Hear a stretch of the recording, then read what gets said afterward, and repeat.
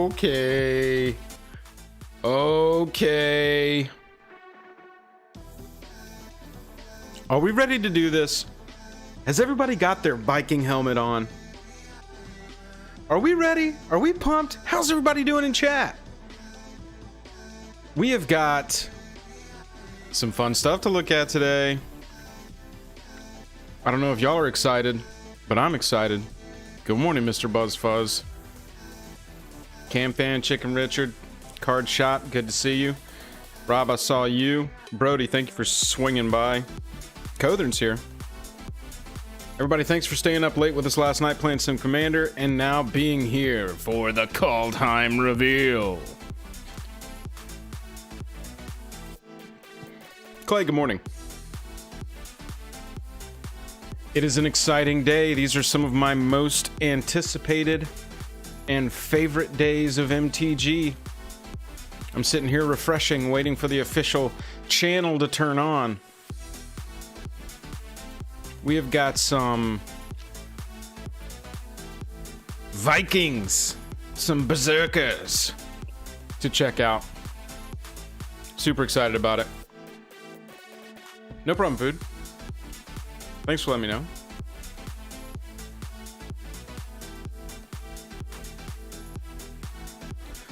Ooh, baby. Pueblo, me too. Me too. I'm jazzed about this one. I want to see... I'd love to see a commander today. 2 color minimum, 3 color prefer. And I really want to see what's going to be in these collector booster boxes. Hopefully we get a breakdown of that too.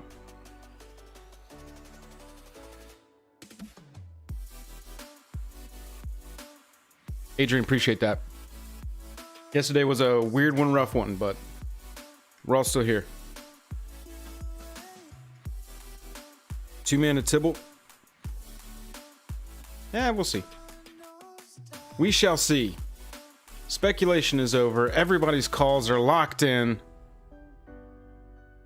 Still do not see the official channel turned on yet, but that's okay. They're just a little behind. Let me check YouTube and just make sure. Oh, it's on here. Is this it? Ah, we've got a 10-minute countdown. Y'all can see that countdown there in the bottom. Oh, baby. Metal Band or Magic Card? Force of Savagery.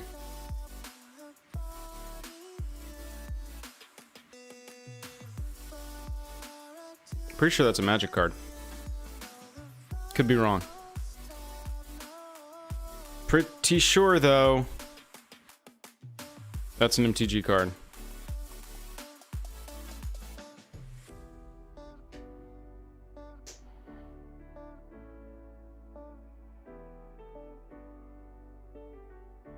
Got him.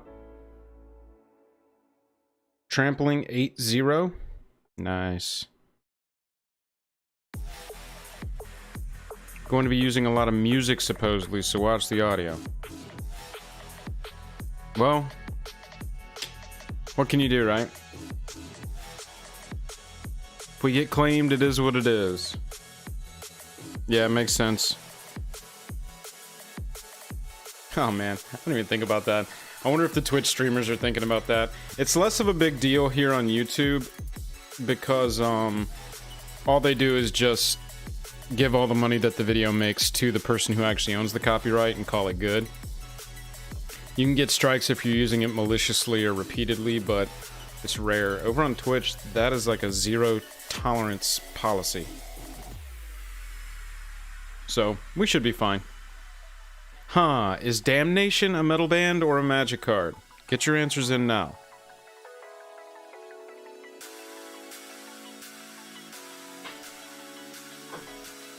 Get your answers in now.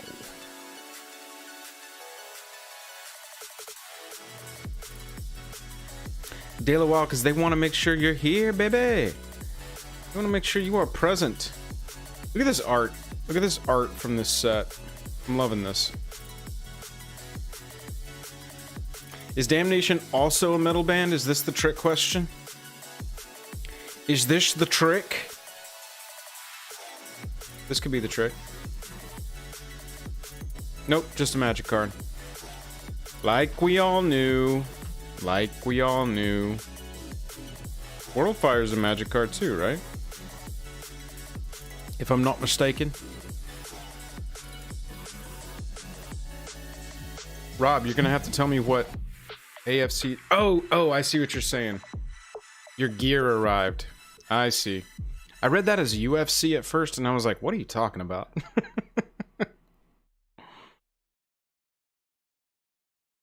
Juice and previews, baby. Except this is water with water flavor in it. So, no alky for me this morning. Little too early. Little too early.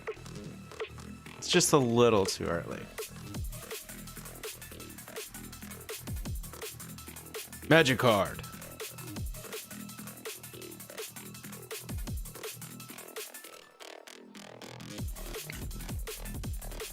I could be a UFC fighter, except I don't like getting hit.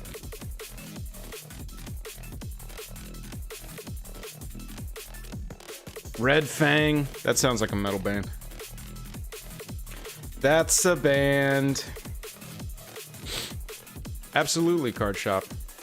Share it away. Everybody hanging out. This is going to be so fucking cool. I'm Jazz. We got 6 minutes in.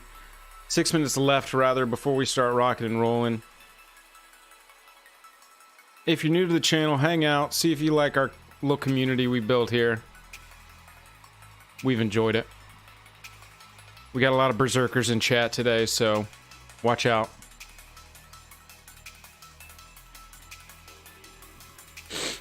Unleash the Arches. I would love if that was a band name, but I'm pretty sure that's a magic card. Hang on a second.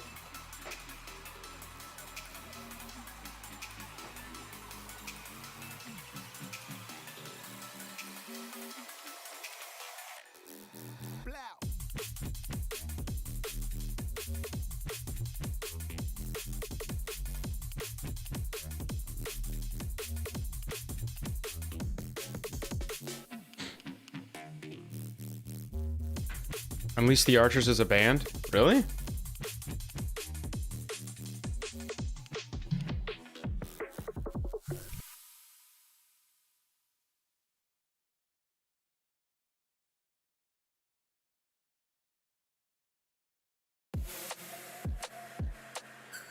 Unleash the Archers. This is a magic card.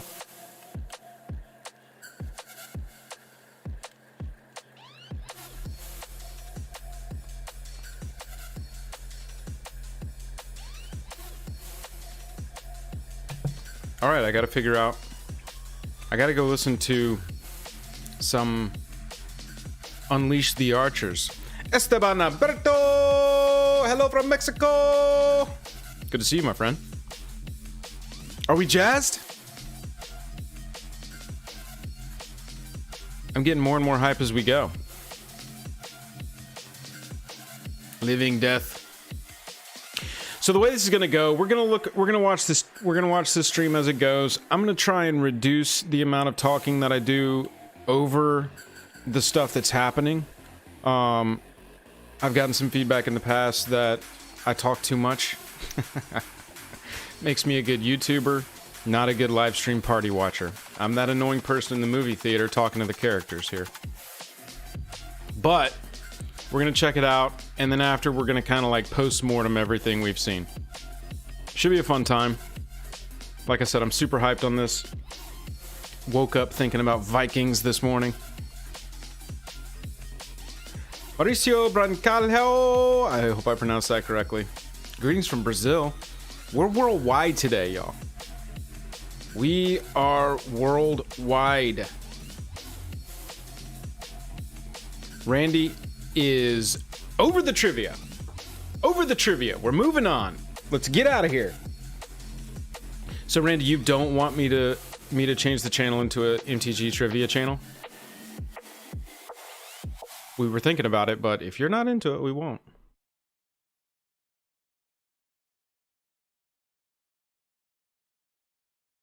Tennessee. Everybody, where you at? We got 2.5 minutes. Check in from where you're at. I want to see how far we are reaching with the watch party today.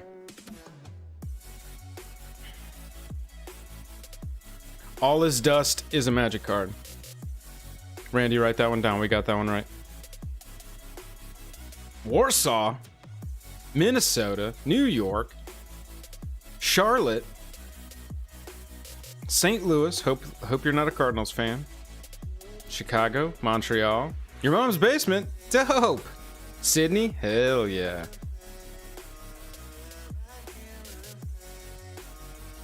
Oh yeah, that's right, Card Shop. We're gonna be an MTG channel, MTG trivia channel / how to pronounce French words with yours truly. Rochester. I'm up in Mass, Rob. We're pretty close.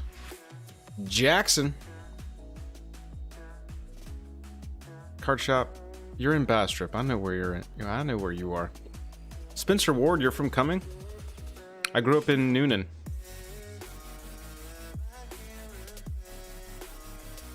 Myrtle Beach. Don't say Cardinals for the win in my chat. Get out of here. You see this hat over my shoulder? You see it right there? I place it very specifically on the MTG set.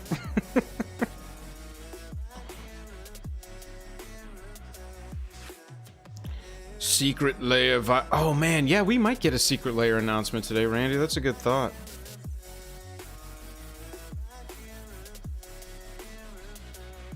I'd love to learn a Maltese accent. I don't even know what that sounds like. Bobby Cox. I got a Bobby Cox poster on my wall right here. You can't see it.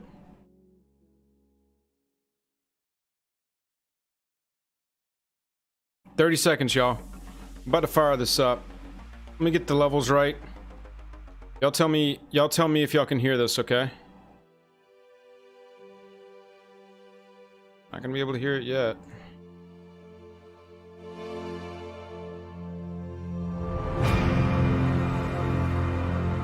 Is that a pretty good level? Can you hear me okay in relation?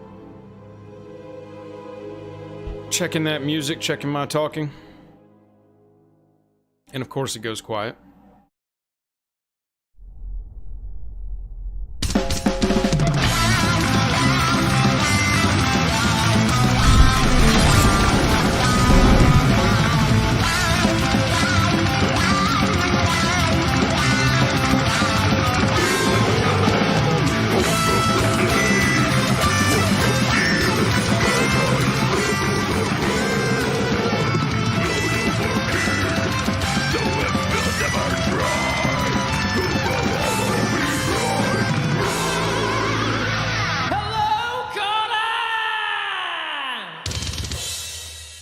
Okay, I've always wanted to do that. What's up, everybody? My name is Jimmy Wong. Today, we are here to talk about Kaldheim, the most metal magic set in the history of the game. And here to help us out, we have our very own metal band, Immersturm. Woo! Wow, my heart's beating. Now, we're not just gonna be shredding all day. We also have to let our inner Viking out because Kaldheim is the set and the world of Vikings. And what's more metal than Vikings? Agreed. We got lots of fun things in store today, including I might be throwing some axes. Hey, did we get the insurance forms filled out for that? No? Whatever. Okay, stick around. We got tons of good stuff coming up. But first, something I like to call the heavy metal interlude. Woo! Uh-oh.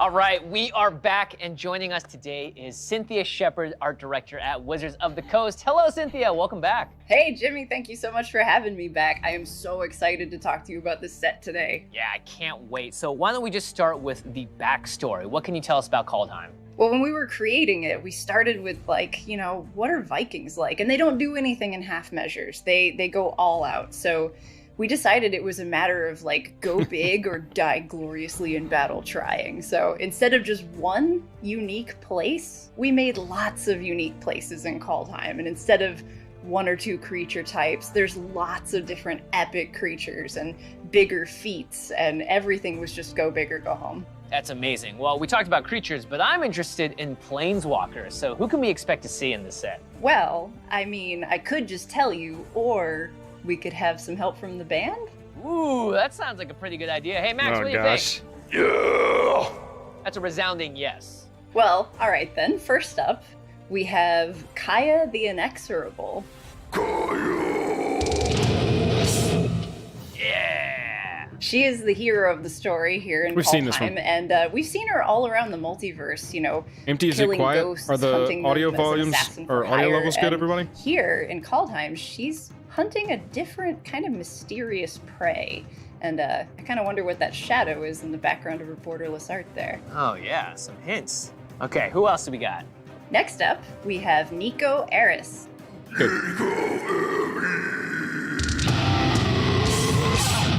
I am super excited to introduce you to Nico. They've planeswalked to Kaldheim from their home plane of Theros, where they were a champion athlete. And we see them here on their card, using some of their signature shard magic, tokens which has a are couple like interesting properties. clues. They can throw kind the of. shards with keen precision, and sometimes they can temporarily capture creatures in them. Ah, and fittingly, since they're from Theros, the shards are token enchantments. Pretty cool. Next up, we have an elf planeswalker from Kaldheim, Tyvar. We gotta go back to Kell. that card in a second. This guy looks metal.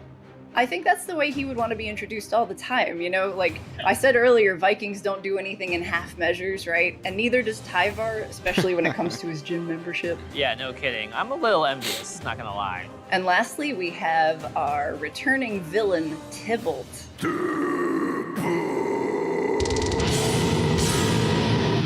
Yeah, he's back. He is, Cosmic and he's Imposter. actually back in multiple 7 forms. mana? So in Kaldheim, you know, I wouldn't want to run afoul of Tybalt on a good day. Here, he's in Kaldheim impersonating a god named Planeswalker that Valki. flips into a god.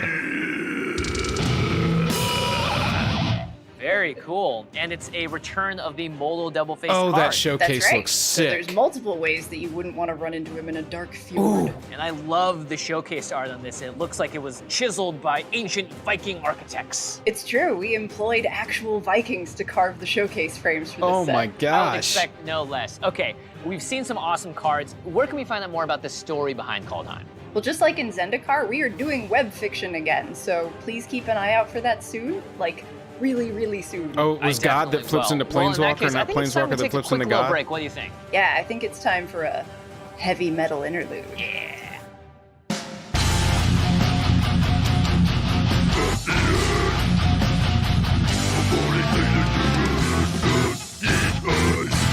Woo-hoo. Yeah, really get your blood flowing, huh? Dude, I'm awake now. I don't even need this anymore. Okay, I'm not gonna lie. When I first heard the words Viking World, I was Oh, sold. wow. I was 100% in, but I think it might be important for everyone watching to get a little more insight about what's going on in the world and how it works. So what can you tell us? Well, Kaldheim Oh, is it's not a flip Magic's card, it's a Viking dual-face world. modal It's card. been requested by fans for a long Mm. time, so we really wanted to double down and give them everything they're hoping for. So this is a plane of legends and gods and Norse mythology. Rules committee's gonna magic, tweet. all We've kinds of seen it. things. We're about to That post is our a ruling. solid list of ingredients. And there's more, actually. So, Kaldheim at its heart is centered around a cosmic world tree. And the plane is divided into realms, 10 of which we're actually going to see in this set. So, the realms operate kind of like mini multiverses, which are connected like fruit suspended from the branches of the tree. Makes the world sense. tree is the origin of all life in Kaldheim, and you can see the branches in the sky in all 10 realms. Wow, so that means that depending on the realm you're in, you're gonna see the world tree a little differently. Exactly. Each of the realms is different and has a different major creature type. Spirits. Let's get started with Bredegard. Draugr. So this is the realm that's Ooh. dominated by humans, and among the humans there are 5 different clans. We have the Beskir, the Omen Seekers, Skell, Tuskeri, and Kana. And these clans are perpetually in conflict with one another, but they're able to keep peace by the Code of Clans, which is enforced by the Beskir. Here, let's take a look at one of the Omen Seekers. This is Inga Rune Eyes. What do you think, Jimmy? Wow, really impressive. And let's talk about that showcase art. That is epic. That's how I want to feel when I play Magic. It's just that right there. That showcase art is sick. I love seeing new cards. Do we have any more? Absolutely. Let's look at Sigrid. Wow, Yeah, Arthur, I completely agree. That's what I was sitting there I'm thinking loving is, seeing the wow, Aurora we've got so Borealis much lore here. equivalent above her as well. It's a feature of the cosmos. So this card here was in leaked. Kaldheim. Anything related to the cosmos kind of has that Aurora Borealis Still effect. so good. This Oh, and card's check her out in ridiculously her good. showcase frame. Oh, and interesting. Protection from god creatures. That tells me a lot about Kaldheim here. It seems like it's going to come in handy. Yeah, for sure. I mean, the gods are a So far, the mercurial showcase bunch. art's killing it. And as much as Kaldheim's denizens want to be recognized for their amazing feats, it would also really suck to be at their mercy. Okay, Oh, yeah. let's take a look at another Yeah, we're realm. going to go back So through this all is these cards after the reveal, This y'all. is the home of the dwarves. And yes, before you ask, you may see a card, Jimmy. Okay, great. This is Call the Forge Master. And it also comes in this great showcase frame. Yeah, Good 99. That is God, epic. that That looks is like so it could be a freaking good. movie poster. I love it. All right, so next up we have Good in the Knockfolds. 99 of an equipment deck. This is the realm of the trolls, and some trolls fall asleep for a long time and almost become part of the landscape, but they are terrifying when they wake up. So let's take a look at one of those. This is Old Growth Troll. This guy looks like he did not want to get woken up. 3 mana 4/4, great. Yeah, he woke up on the wrong side of the fjord. This is just I a love it. straight up 4/4 All with right, so I trample for mentioned there 3. are 10 realms, so let's go through some more. What? So Karfell has Draugr, which are like undead Viking zombies. I didn't see a Next up drawback. is Immersturm, which has demons that, if you look closely, their Ooh, horns that kind looks of cool. resemble those horns on pop culture Viking hats. Yeah, son of Questing detail. Beast. Istfell is the realm of the spirits, which is where you go when, let's say, you don't die gloriously in Spirits battle. coming in, more And on spirits the relevant inverse, for we have historic. Starnheim, which is the home of the Valkyries, who And will come Pioneer. down and swoop onto a battlefield and pick up anyone who's died gloriously, performing an epic feat. Excellent. Surtland is the home of the giants, and we have two kinds of giants here. There are both fire giants and frost giants. Now we see Lidyara, So which much is lore. the shapeshifter Oh my realm. gosh. Wait, I'm sorry. Shapeshifter? Someone I somewhere. did not expect that. Can we see some I cards? think it was that first human Totally, realm yeah. that Let's had like take a 10 look at tribes Masked or something. Vandal. The shapeshifters on Kaldheim wear we've seen this wooden, card. intricately carved masks to hide their true form. That's cool. I love This is good. art A here, and the effect, 1/3, of course, exile a pretty good creature for from a Commander. graveyard, And exile finally, an we artifact have or enchantment, Skemvar, exile which is the it. realm That's of the good. Elves. Elves were once gods on Kaldheim, but they were defeated a long time ago and split into two clans. Yeah, Kother, so in there's the no set, way this is we're a gonna see one-off. two They've different developed kinds this of too elves, deeply. The Wood Elves and the Shadow Elves. Oh, this I mean, is think perfect. about the I'm development just of beginning to build Amon an Ket. Elf Ball deck, so Great, maybe there's something awesome, in here good for my but- commander deck? Sure, Compared I mean, to how this, about a kind of card that shallow as pumps far your as elves? That's perfect. what we know. Let's take a look at Elvish War Master. Whenever one or more elves And enters the check out the battlefield under your extended control, art on this create a one. 1/1 elf. Nice. Ugh. Triggers only once each turn. Okay, that's way better. Wow, this is so cool. I mean, we've seen all of the realms. I gotta know, do they interact with each other? They do. The realms are constantly moving and shifting around the world tree, and they can even collide in this epic event called a Doomscar, which smashes different realms together and causes earthquakes, destabilization, just total chaos. Wow, chaos. That sounds right up my alley. I mean, I can't wait to dive into this world. It's so exciting. 10 new realms, brand new races. You haven't outdone yourselves. There's so much here to love, and honestly, I'm so excited. Thank you so much, Jimmy. Yeah, Yeah, and thank you so this much is for so walking deep us as through far as, all of like, these the realms, as world. well as for everyone out there watching. It's always a pleasure, Cynthia. Really nice Anytime, touch. Jimmy. Thank you so much for having me.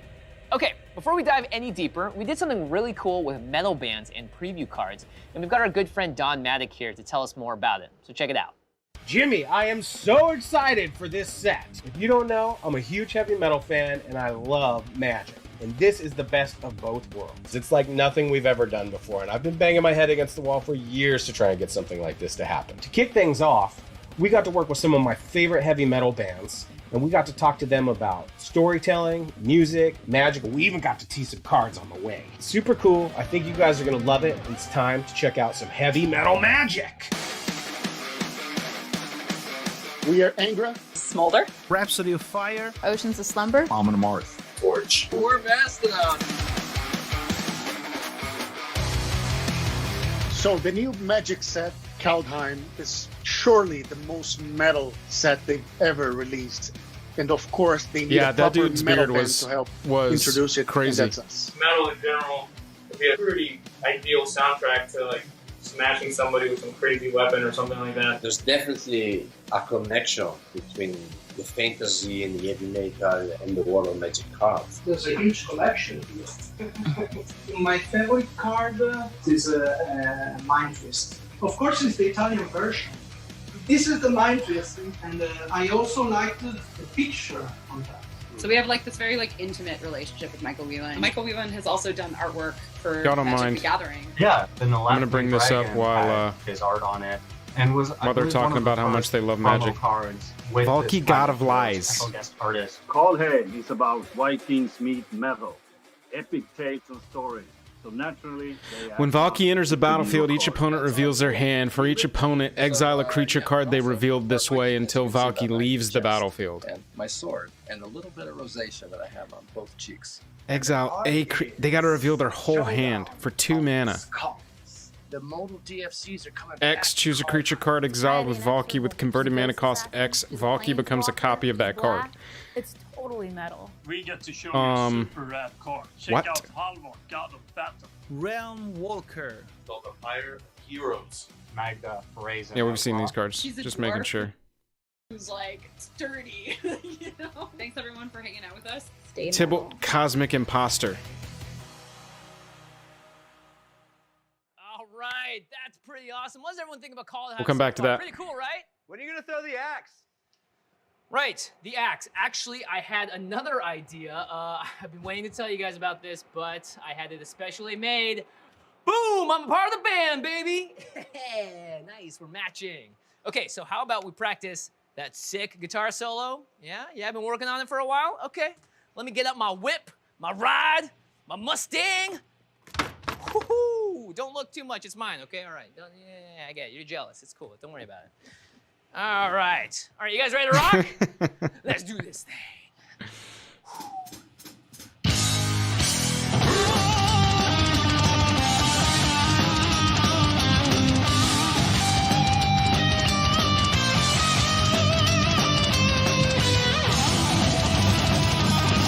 They're being silly right now.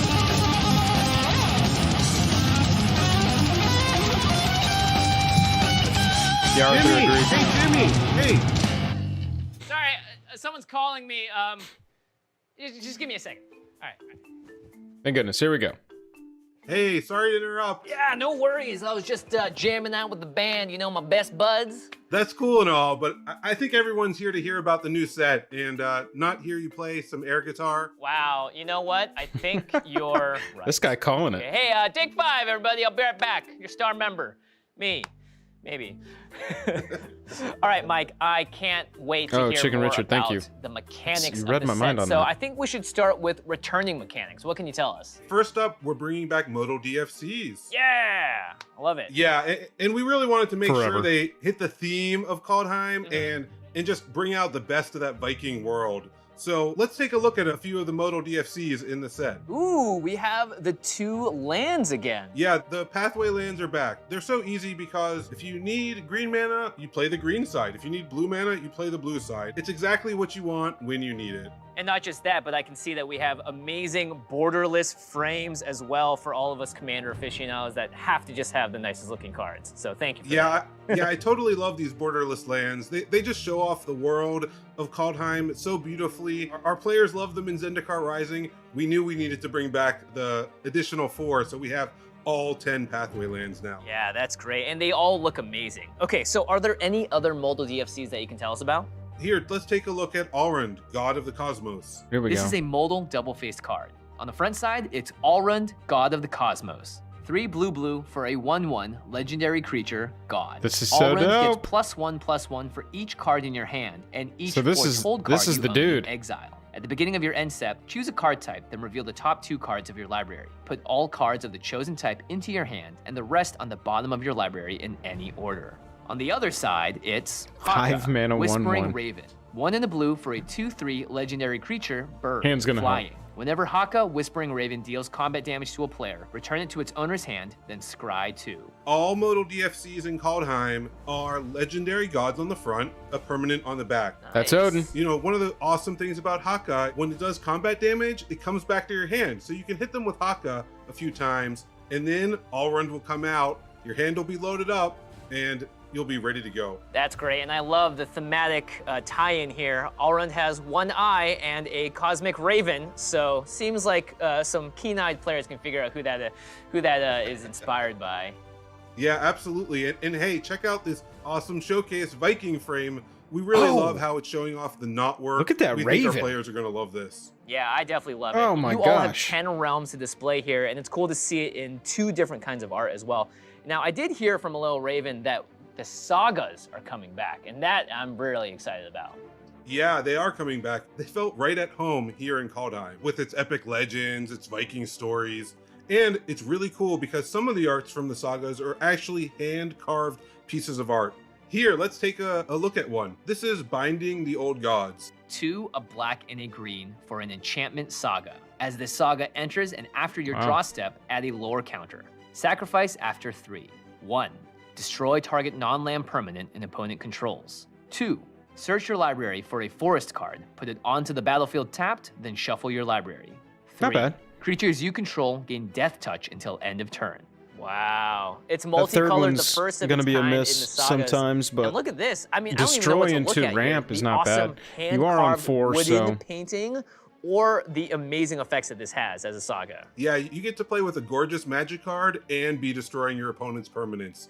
That's what I call a 2-for-1. Yeah, that is exactly that. Well, that's great. This seems so perfectly thematic for Kaldheim. Is there anything else that we can spoil today? Yeah, speaking of perfect things for Kaldheim, we're also bringing back the snow mechanic. Woohoo, let it snow. Well, in that case, are we getting any new snow Snow's back. basics? There we go. We sure are. Let's check them out. Let's take a look at this new snow frame we're introducing. Whoa. Every snow permanent from now on will use it. This is cool. It makes me feel like when I play the card, it's actually going to be literally cold. So that's amazing. Yeah, and it says here I'm supposed to make a bad snow pun about how cool these new cards are. Oh boy. Okay. You know what, Mike? I think we get the drift. In addition to these snow basics, we also have some new snow duels to show you. And these are at common, and you get them in the land slot of a pack. Oh my gosh, snow dual lands, they look Snow great. duels, And like you wow. said, they have that little frosted effect And there's around tapped, as well. so it is what it is. Is there But anything else snow related that I should pretty cool. snow? Boy, that was a bad joke, Jimmy. Are you sure you have the most recent version of the script? Let me check. Unfortunately, yes, I do. Yeah, and another fun thing we were doing with Kaldheim is for the first time, you'll be getting snow instants and snow sorceries. Let's take a look at Frostbite to show you what I mean. Ooh. And we also have this cool promo version. Snow instant. Frostbite deals 2 damage to target creature or planeswalker. If Okay, you so control not 3 or player. more snow permanents, it deals 3 damage instead. Wow, this looks great. Wow, a So snow, snow instant. permanent, I never thought I would lightning see bolt that for on a creatures card. or Okay, before we planeswalkers. keep going, I think it's time to warm up, and you know what that means, Mike? It's time for a heavy metal interlude. Let's go!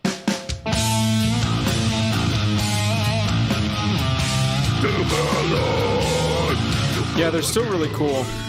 It's cool that they have the land types, honestly. That's what sticks out the most to me about those. Snow Shocks would have been crazy. Do we know what the... Oh, I guess the rare land cycle in this set is the dual modals. That would make sense, right? Yeah, untapped would be ridiculous.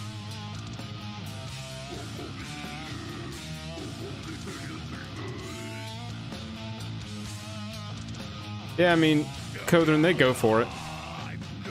They lean into the cringe. Okay, I am sufficiently warmed up, and that means it's time for me to learn about the new and returning mechanics on Kaldheim. Mike, what can you tell us? First off, we have 2 new mechanics. The first mechanic is called Boast. All right. It So we does saw what this Vikings leaked. love to do best. Attack and boast about it.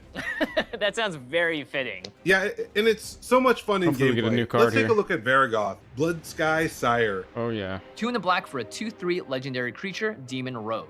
It's got Death Touch. It also has Boast. Pay 1 in the black. Target player searches their library for a card, then shuffles their library and puts that card on top of it. Activate this ability only if this creature attacked this turn and only once each turn. All you have to do to get Vargoth to boast is attack with him. It's great because he's a 2/3 with Death Touch, so you're going to want to attack anyhow. But when you do, you can pay 2 mana and you get to tutor for a card.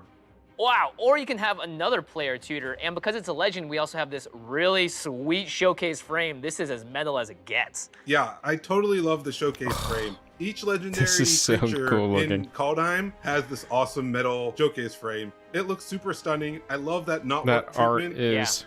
It's as metal as Magic's ever been. Just like a typical Viking boasting about their achievements. All right, Mike, what is the other new mechanic in the set? Another huge part of being Viking is this idea of prophecies and omens, and we really wanted to capture that with the new foretell mechanic. Let's take a look at Serulf's Packmate. 3 and a green for a 3/3 creature wolf. When Serulf's Packmate enters the battlefield, draw a card. Foretell, 1 and a green. During your turn, This is what you I was may talking pay about 2 in the generic previous mana stream, and or in the exile this leaks card from your stream hand a face couple down. days ago. Cast it on a later turn for That, its foretell cost. you know, A this 3/3 is... creature for 4 mana that We're gonna draws you see a card. every I color's already greatest love it. hits. But even better, with Foretell, you can exile it from your hand for 2 mana, and on a later turn, pay its Foretell cost. So 2 mana on one turn, and then 1G. Later on, you foretold Serulf's Packmate, you get a 3/3, you get a card. It's as good as it gets. That's great. You know, as Magic players, we're always looking to be as efficient Excited with our to mana try as what that possible, foretell and this is mechanic great. feels You're like, 'cause foretelling a that's prophecy, crazy. and then it's Seems coming like crazy. true, and in this case, drawing you a card. Yeah, I totally love that. And to help make it easier for you to track, we've included a Foretell Helper card that you can foretell your cards onto. Oh, very nice. So we just have creatures as foretell cards? No, we've done instants and sorceries with Foretell also. That's a lot of fun because, especially with instants, if you foretold them, it's like you have a little secret that your opponent doesn't know about. Wow, that's great. Yeah, it's a lot of fun to foretell something and then have your opponent fall right into your prophecy. That's great. Okay. Did he mean fall right into your trap card? Well, can we see any of these splashy cards? Yeah, let's take a look at Alrund's Epiphany. 5 blue for a Here's a sorcery. mythic. Create 2 1/1 blue bird creature tokens with flying. Take an extra turn after this one. Exile Alrund's extra turn after this one. Exile Alrund's Epiphany. It also has Foretell for 4 blue. During your turn, you may pay 2 generic mana and exile this card from your hand face down. Cast it on a later turn for its Foretell cost. It's one of the 5 mythic rare Foretell cards in Kaldheim. And once again, you set it aside for 2 mana, and on a later turn, pay 6 mana, and you get 2 birds and taking an extra turn. That's a pretty darn good rate when it comes to extra turns and 2 birds in the sky. Wow, this is great. And this borderless version that I'm seeing here looks amazing as well. I love just how much flavor is going into this. It's so great. You're exiling this card, you're foretelling a prophecy, and then bam, out of nowhere, That art something looked pretty epic cool. happens. Yeah, totally. Nothing and I super love that wild. borderless version. There's 5 mythic Foretell It's gorgeous. The mythics, colors are and great. each one features the borderless frame and new artwork. Yep, well, I'm definitely gonna collect as many of these Coden, as I think it possible has to because do the with flavor the as well Ravens. as the art, instant. I love it. Jimmy, I foresee you being a big fan of these cards. Wow, you did that, and I listened to it, and now everybody has to suffer through it. All right, thanks, Mike. Really appreciate you walking through all of the new and returning mechanics in Kaldheim. I gotta get back to it, but we'll see you around. Yeah, Adrian Bye, did Jimmy. look like Yeah. that a little bit. 2 XM card. Yeah, I Oof, wouldn't. man, talk I about wouldn't some cool underestimate Rob. mechanics. That extra turn, Relax, any blue Jimmy. card that's extra turns that can be cast for a less cost. You know. Axe. I'm not nervous and ready to do this. Oh. Okay, boom, got the axe. Why are there a bunch of magic cards here? Are these my magic cards? Hit the bullseye, Jimmy. Ah.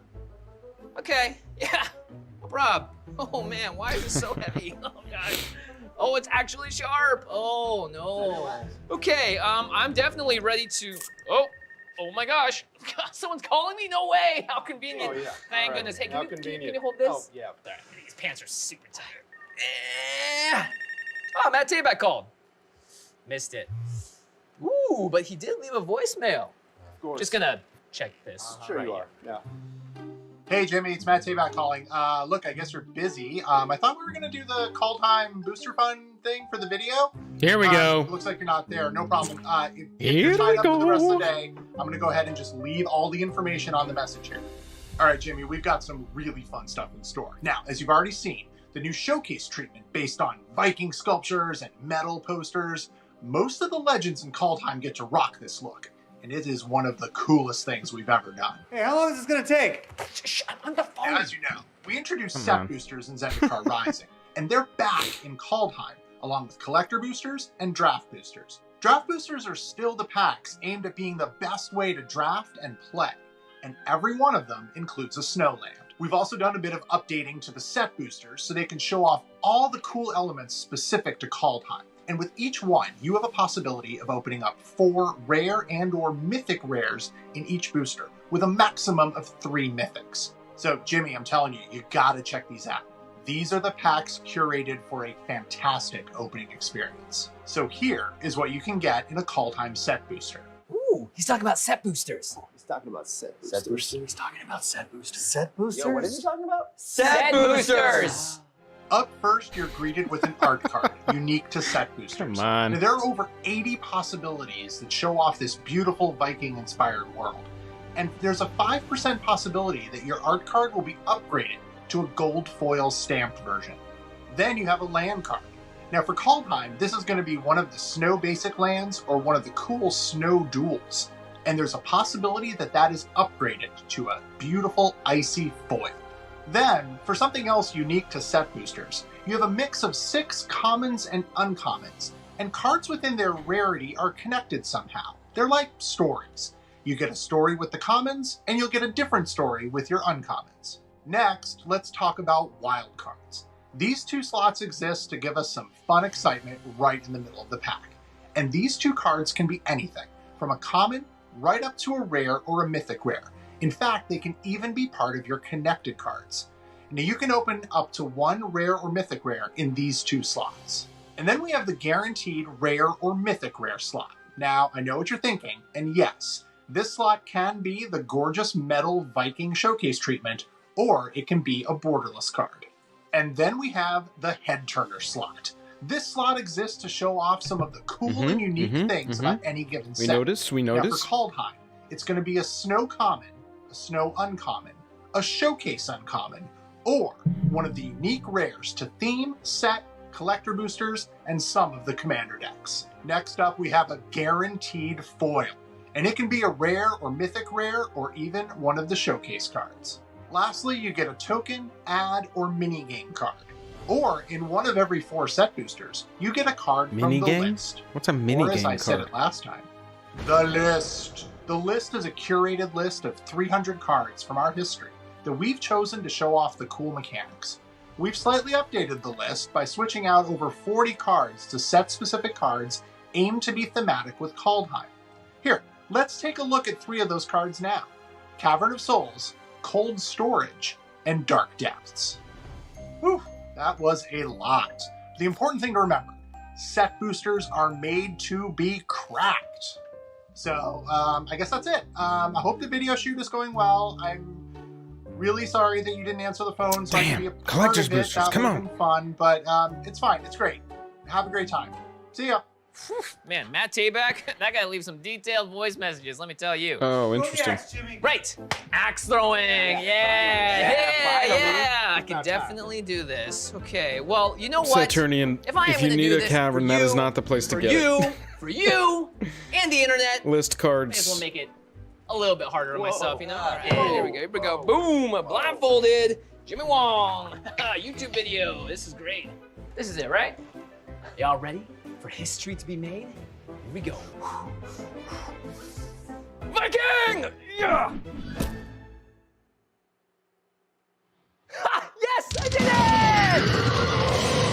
Oh, I can't think of a better way to end this all. Thank you so much for watching. Man. Look, this set, Kaldheim, it looks awesome. I feel awesome about it. I hope you do too. And we'll see you next time. I feel like the Zendikar one was longer. But we've got a lot to talk about here.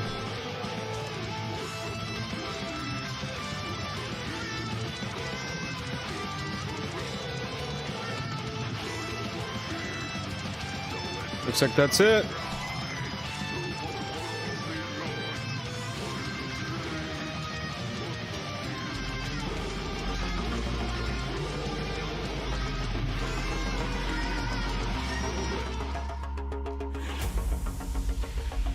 Okay.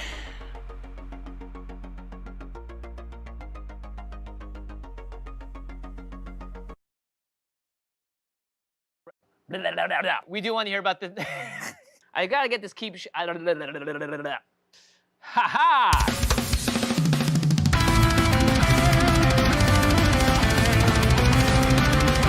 All right, we'll see what this is. Hey, Julia. The cats have chosen now to wrestle with a toy off screen. Julia, please help.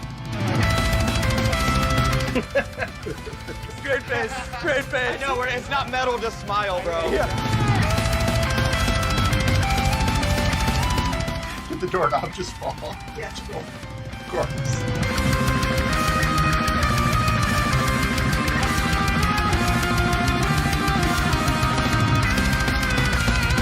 Heavy metal magic!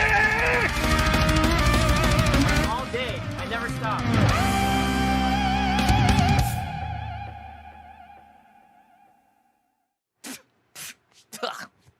Still got stuff. Hey, you're still here.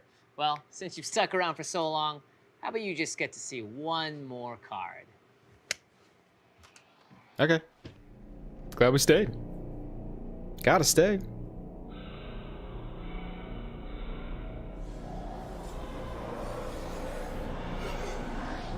Yo, are they doing it with the Phyrexian treatment?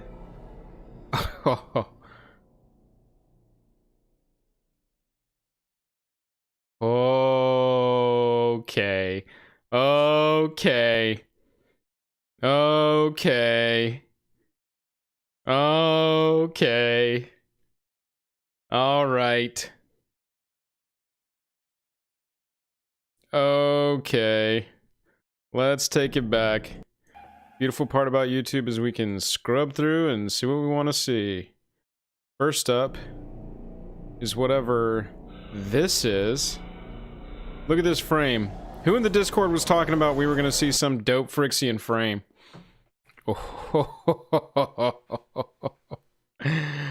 Oh my goodness. You know this is just going to be a collector booster thing. Oh, that is... This is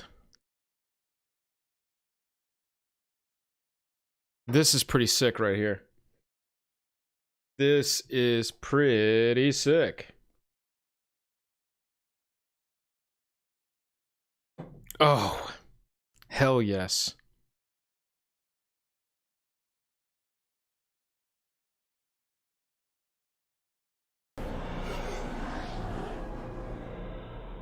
And then, of course, we've got the card itself with the showcase art. Phyrexian Praetor. Phyrexian Praetor creature type. We kind of knew this was coming, but, nonetheless.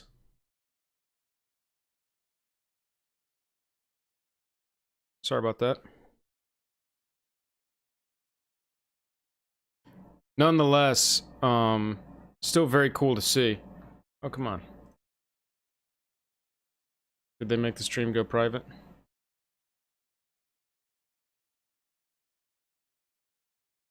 Oh no, perfect.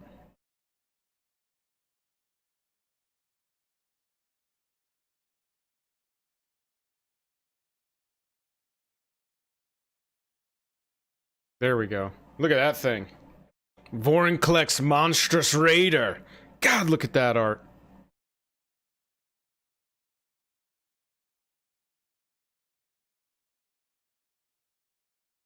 Yeah, the other one was card art.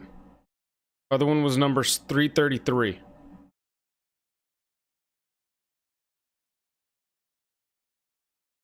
Art by Darkhan.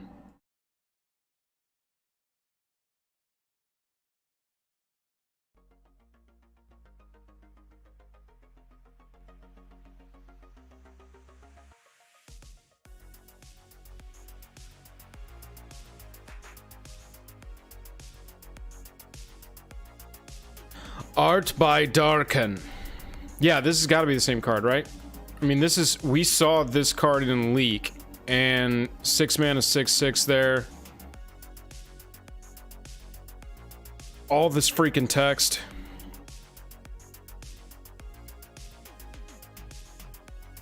I think that there's just... Alt, I think that there's just going to be some... Special collector boosters with the Phyrexian art and the Phyrexian text. Which I think is awesome.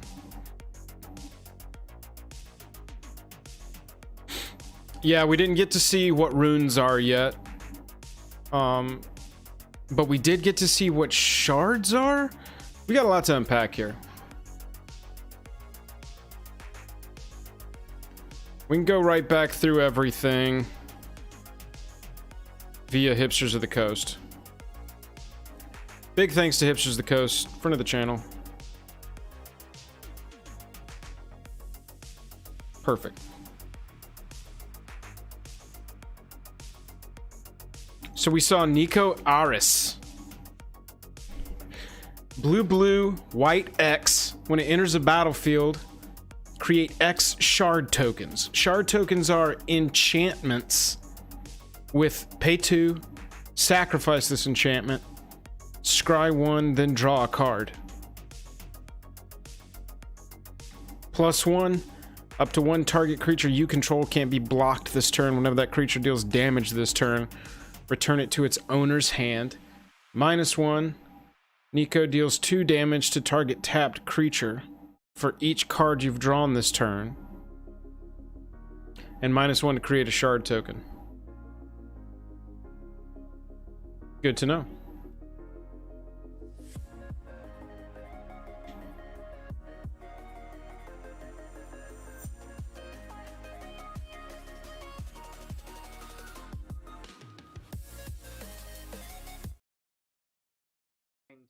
Most commonly, but then there's the borderless treatment that all planeswalkers get, and there's the showcase frame that all legendary creatures are getting in this set.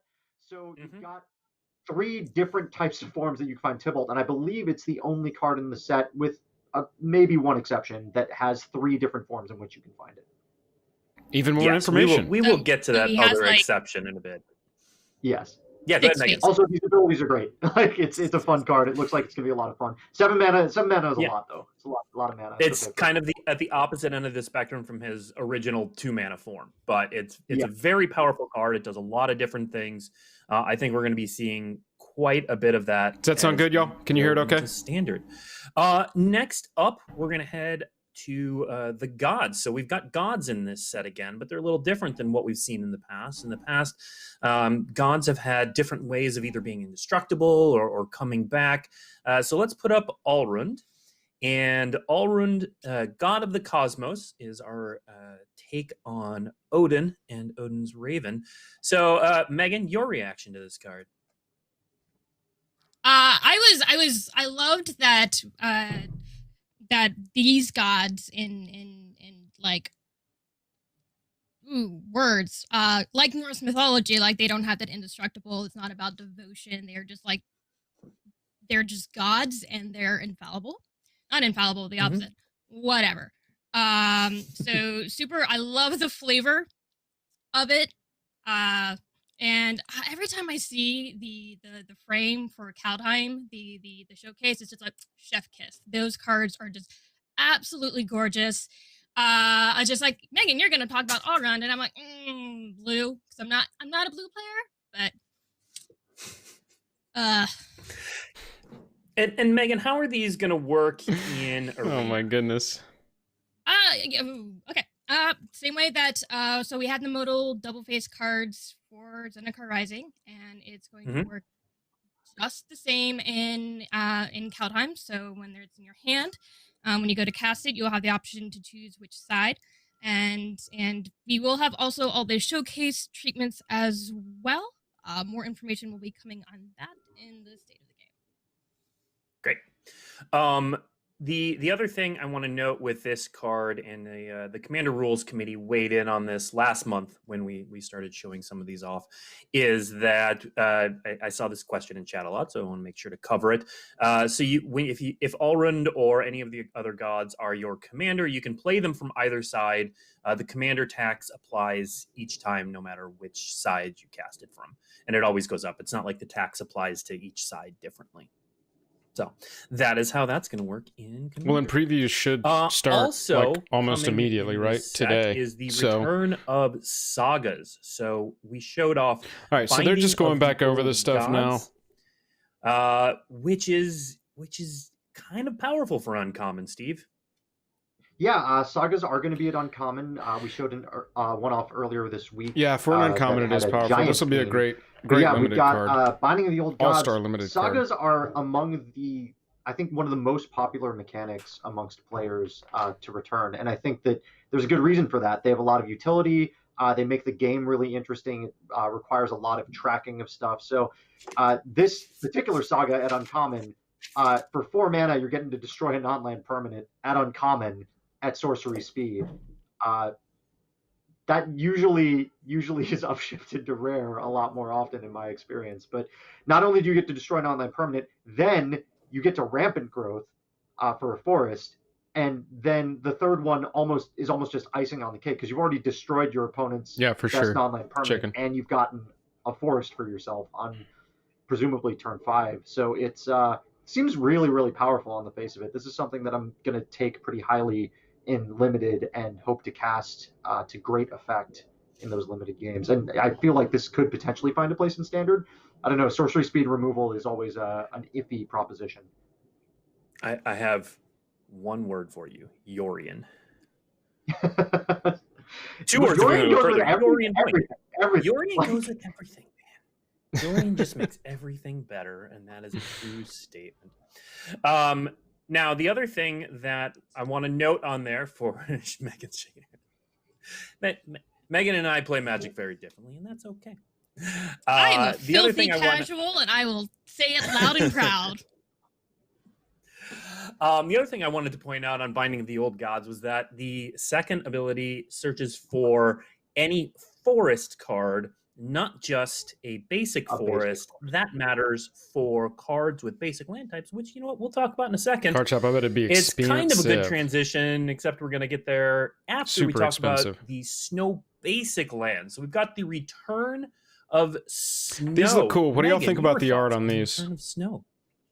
I like the text box. I was gonna say, well, Clearing going away the back frost. to basic, yeah, I was like, yeah, no, that fits me. I'm pretty basic, but very excited for the return of Snowland. I love that we've I like the way upgraded it looks like frame somebody of it. But cleared yeah, the frost off to lands- see the basic symbol lands there. are a card that I can The art's cool, recognize. obviously. I'm a huge fan of the basic land cards. Very excited. To I see love this snow-covered range. forest here. This like huge Very, very pretty. I think snow we managed slope to with the get, forest growing on top. Look-sees of how they are going to look in MTG Arena. Oh, nice. Yep, there they are. All right, so it'll get the same treatment in Arena. Very cool. So we are And a sneak peek of the Kaldheim Battlefield 2, which is also absolutely gorgeous. Yeah. So the screenshot that we showed of those basics, that also included Oh, that Battlefield some of looked the cool. art It that was we did plain. I not like that. show in the debut moment. So that's all 10 of the snow basics that will be available in Kaldheim. We don't as much as I know everybody would like. Certainly, I would love it. Snow-covered I don't plains believe looks that there cool. are full art snowlands in Kaldheim that will be available. No, we did do those in the last. I want to look Modern closer. This Horizon. looks like a crashing So wave or if either full art a Snowlands is your frozen jam, crashing Horizons wave, which has is pretty those, cool. and if you like these with the frosty frame, then Kaldheim's got you covered. But these aren't the only snowlands in the set. As we alluded to, there are snow dual lands, which, like the These are Cold cool. Snap snow dual lands, come into Plains, play tapped, island, provide 2 mountain, colors of mana. forest. But in this case, they have The art is cooler basic for these land too. types. So, Steve, I know you have a cube. Would you include these I in do. your cube? Look at this woodland castle. You know, I'm really considering it. I'm really considering it. There is baby. there's something to be said for basic land types being on a land, and the ability to fetch those lands, even if they come into play tap with a fetch land, is massive. Especially if you want to include snow in your cube. Also, I'd like to point out. Oh, this is cool how they did the these lands are plain common. swamp. These lands are common, and A correct me if I'm wrong, snowfield Blake, but sinkhole. I believe that they That's have cool. a chance to show up just in the land slot, as opposed to a basic. You'll get one of these snow duels. Is that correct? Yeah, so there is a land slot that has snow lands in it for limited purposes, and most of the time you're going. I don't remember the exact ratio, but most of the time you're going to get a snow basic land, but some percentage of the time you will get a snow dual land. So you'll be able to play these in limited. There will Okay. be a snow land in every pack. Definitely look for those there. These will be readily available. Yeah, and again, common lands with 2 basic land types. I don't think we've ever done that before. So this is. I don't think we have either. I don't think I with don't the think we've ever- Someone type. in chat will correct it. Yeah, not with the type. Certainly not. We've done dual lands at common before, but never dual lands with the basic land type. So the fact that there's no duels, the fact that they're fetchable, for me, a cube enthusiast, incubiist, I'm really excited for the potential for cube builders, and certainly the potential for commander players as well. The ability to have that and have them actually be snow permanent, so they can cast their snow spells, is huge. I think this is among the things I'm most excited about from the reveals today, for sure. Yeah, and basic land types are obviously a bigger deal in older formats in Commander, that sort of deal. But you know what? It matters in Standard too. You've got all of the castles from Throne of Eldraine that care about land types. You've got things like Mystic Sanctuary, which if you're playing a snow deck, and you wanted to play Mystic Sanctuary because you have fine taste in lands. Of course, you can use these to increase the land type count. You think they're going to talk about collector boosters? So, it is not just for older. Let's not Yeah, go forget ahead. Binding of the Old God, the card that we just showed, where it says get a forest card. You can get one of these snow duels. So yeah, you it's can get a snow it's duel, you can really- get a triome. and it's actually going to be accomplishable and limited if that's a thing that you want to do, because again, these snow duels are at common, so it's going to be possible for you to get that fixing off of that Binding of the Old God, should that be the choice that you make. And preview seasons just started, Blake. There could be other things out there that that allow you to fix with these snow duels. Could be. There's no way of knowing. No way of knowing. Speaking of preview season, I do want to call out that we have both got updated a Blake lot of mugs. content on Daily MTG today. So a quick shout out to, if after the stream, please stay with us. But once you're done, there's going to be a ton of content that we've updated. The mechanics article is up. We have the first story from Kaldheim, so Magic Story returns and comes back. We're going to have those every. They're talking about this. today's Thursday, but we're going to have them every Wednesday and Friday for the next couple weeks, and so look for those. So definitely check out dailymtg.com when you have a chance. But let's move on. Blake, does that mean and we'll have talk a story tomorrow? Sorry to interrupt. Will we have one tomorrow? We will have or a story it's Thursday tomorrow. and then There is Wednesday, there is Friday? one tomorrow. Oh, sweet. It's Thursday, Friday, and then next week Wednesday, Friday. Yeah, we moved basically this week. Scry 2, draw 2 for split debut day, for yeah. splitting the mana cost. Instant speed. This looks good. Please keep doing that for every show. Like, just play it at some random point. Every Same show, just thing here. randomly in like March. 3/3 flyer split between 4 mana split between 2 casts of it, Let's basically. move on and talk about some more cards. Next up, let's talk about Arlen's. Oh gosh, I've got it written. Alrund's Epiphany. So this Alrund. We saw this one. I had it written wrong. Shows the foretell mechanic. So foretell, for those of you playing along at home, is a mechanic that says during your turn you may pay 2 and exile this card from your hand face down. Cast it on a later turn for its foretell cost. So it's kind of a mix of like morph and suspend that lets you put a down echo. I don't know. There's a lot of different places this came from. But you get to make a down payment, and then later on, the spell is either cheaper or, in some cases, has a more powerful effect. So, Megan, I know this is a blue card, Megan, but how do you feel about Foretell? No, you cast it for its foretell cost. I like birds. No, I'm real sorry. I love the foretell mechanic because of the ability, like if it's something that might be it's a good response if something is just like if somebody's trying to get rid of a card in your hand, or if you have your maximum hand size or something like that. Being able to just pay 2 mana and sort of like, okay, saving you for later, I think just as a mechanic is super cool. Whenever I see take an extra turn after this one, it's just like but See, I'm love with her this. on that. I think this That's is what I'm great. talking I think about. it's in the Anytime there's a spirit spell of- that says you take know an how extra when we had turn, I'm like, Squadron somebody's Hawk, gonna it was break called, this. some people refer to it I'm as gonna like get ancestral beat by bird 2 call. 1/1 I think this birds is, so many this is a card times that over the everybody next few refers to months. as time squawk. This is time squawk because you get 2 Okay. birds. And you Better get than bird walk. Time squawk. Time squawk. I like that. Yeah, time squawk. That's what this card is. I've nicknamed All this right. card time squawk. It's Acceptable. Happening. Make it happen, chat. Time squawk. I will accept time squawk as an answer. There are a few other interesting things about Foretell that Foretell gets to do. Yes, there's some reduction, but it'll also protect some spells from discard. For example, this is a 7 mana spell that you're not going to cast till later. So if you have 2 mana at some point in time, just Foretell it, stick it away for a rainy day, and when you really need it, you can flip it up and pay that Foretell cost. yeah, that makes up, like the mulligan choices a lot more interesting. Now that I like when you mentioned that, because if you're opening it like seeing a 7 card in your opening hand, it might be just like nope. But if you have the 2 mana to foretell it later, that makes the decision a little less cut and dry. Yep, absolutely. Next up, let's talk about one of the more exciting cards that we Look at this. with Boast. I love this banner Varagoth. that Steve's got. The Boast mechanic. Look at this art. It's kind of a keyword ability. So it says activate this ability only if this creature attacked this turn and only once each turn. You'll notice it is not at sorcery speed. So you can attack and even before blockers are declared. Foretell, you before the creature cannot dies or anything. As long Okay, as so this you creature can't has attacked, put they it will face boast down if for they are 2. attacking. So That's the Varagoth, first part of Bloodsky that. You Siren can't do is that 2 and a black for a at 2/3 instant death speed. touch, It's only legendary during your human turn. rogue. But Boast then ability, you 1 and a cast black, the card target for player its searches their library foretell for a card and cost shuffles their library, according to whatever puts the card card on is. top. So if it's an instant, you So, can cast it at instant speed. Varagoth also, because it's a legend. Yeah, let's talk about this card. Steve, This looks crazy. this card. So, yeah, people should know that every Boast is not going to be Vampiric Tutor for a card.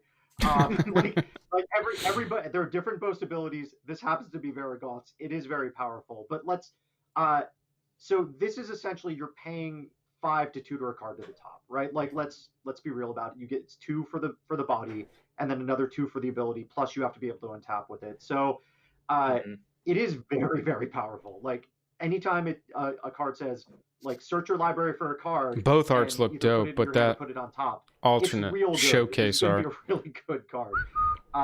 But I do wonder how often, especially in constructed, opponents are going to allow that attack step. Or Foretell that doesn't say the sorcery ability speed, to but it does untap say with during it. your turn. Here, look. So I don't know how necessarily to evaluate this card. Is the ability powerful? Absolutely. The ability to Vampiric Tutor During your turn, you may every pay time you 2 attack with and this exile card this card from is your hand face ridiculous. down. Cast it on a but, later turn I mean, I for really its don't know foretell what the cost. standard is going to look like. We don't know any of the other tools in Kaldheim yet.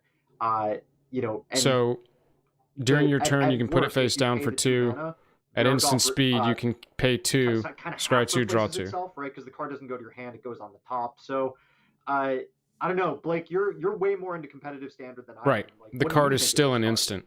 So you can cast the in card standard, later it's for its foretell cost at instant speed, at fine. its It doesn't- speed. If it's a creature, think it obviously currently it's, has a home. sorcery. A 2/3 for 3 mana is not, when people are paying 4 mana to cast. Yeah, Quest MTG, it could mean something anytime. like we'll get that, some when clarification on people are that, playing a lot but of removal that can I hit this take it creature. as it's essentially foretell maybe in at standard. sorcery I speed. think where this card is going to And then shine casting the is in spell Commander, for as foretell chat has cost pointed out, rightfully so, is according to this whatever the plus card is. opposition agent. That's my Notice take that anyway. it says We'll see. target player searches their Yep. library.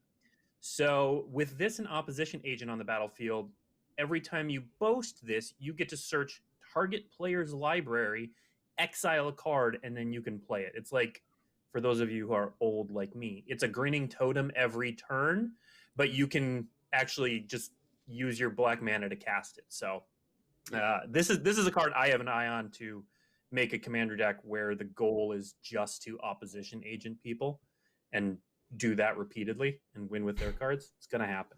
But Don't do that. I think commander this card is. The reason I have that reaction, chat, is because currently I am the only person that Blake can play live Magic with because we're in a pod together. So really the person that's going to be at the receiving end of this is me, and only me until quarantine is like lifted. I love that in Well, that's chat gonna be somebody real fun. asked the bot for Grinning Totem. It's a really old card. I love Grinning Totem though. Yeah, Blake is that guy. Blake is that guy. Chat. All right. Super. Let's move on because we Yes. also revealed the card for one of our new planeswalkers, Nico Eris, today. And Nico is unique, to say the Megan does a little happy. Unico. So Nico, I despite love being a this blue card, is appeals to Megan in a number of ways. So let's Nico break it. So appeals it's to me. I'll forgive it him is- forgive them for being blue. So Whoops. you can cast this as a 3-mana planeswalker that comes in with 3 loyalty. And then the plus ability, up to 1 target creature you control can't be blocked this turn. Whenever that creature deals damage this turn, return it to its owner's hand.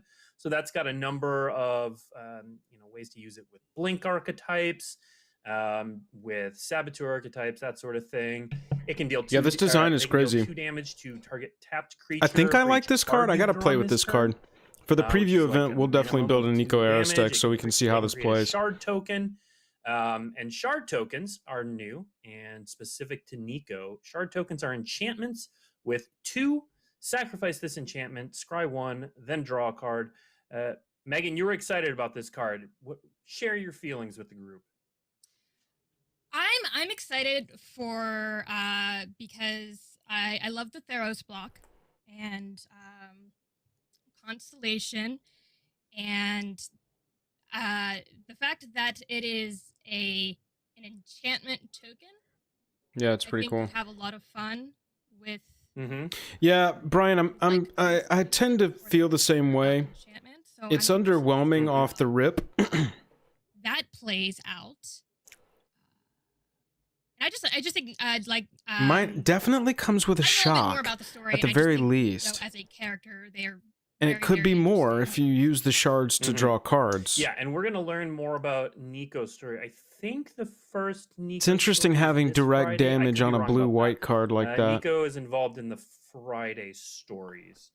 And so But also the definitely attacking look part, to learn it's weird more because it's about 2 them blue, there. 1 white, That not is Nico 1 white, Maris. 2 blue. I mean, not 2 we've white, had 1 blue. An ex-planeswalker before. So it's interesting because Nissa, who was decent, the blue-green Nissa. the This one unblockable is- creature is thing, interesting because it blue doesn't does care about something that. when you Blue's cast gonna it for put down some big bomb And flyer, yeah, you don't know? get any shards, but Or finish you still off does with a like number of planeswalkers or It's a something. really I know cool that- design.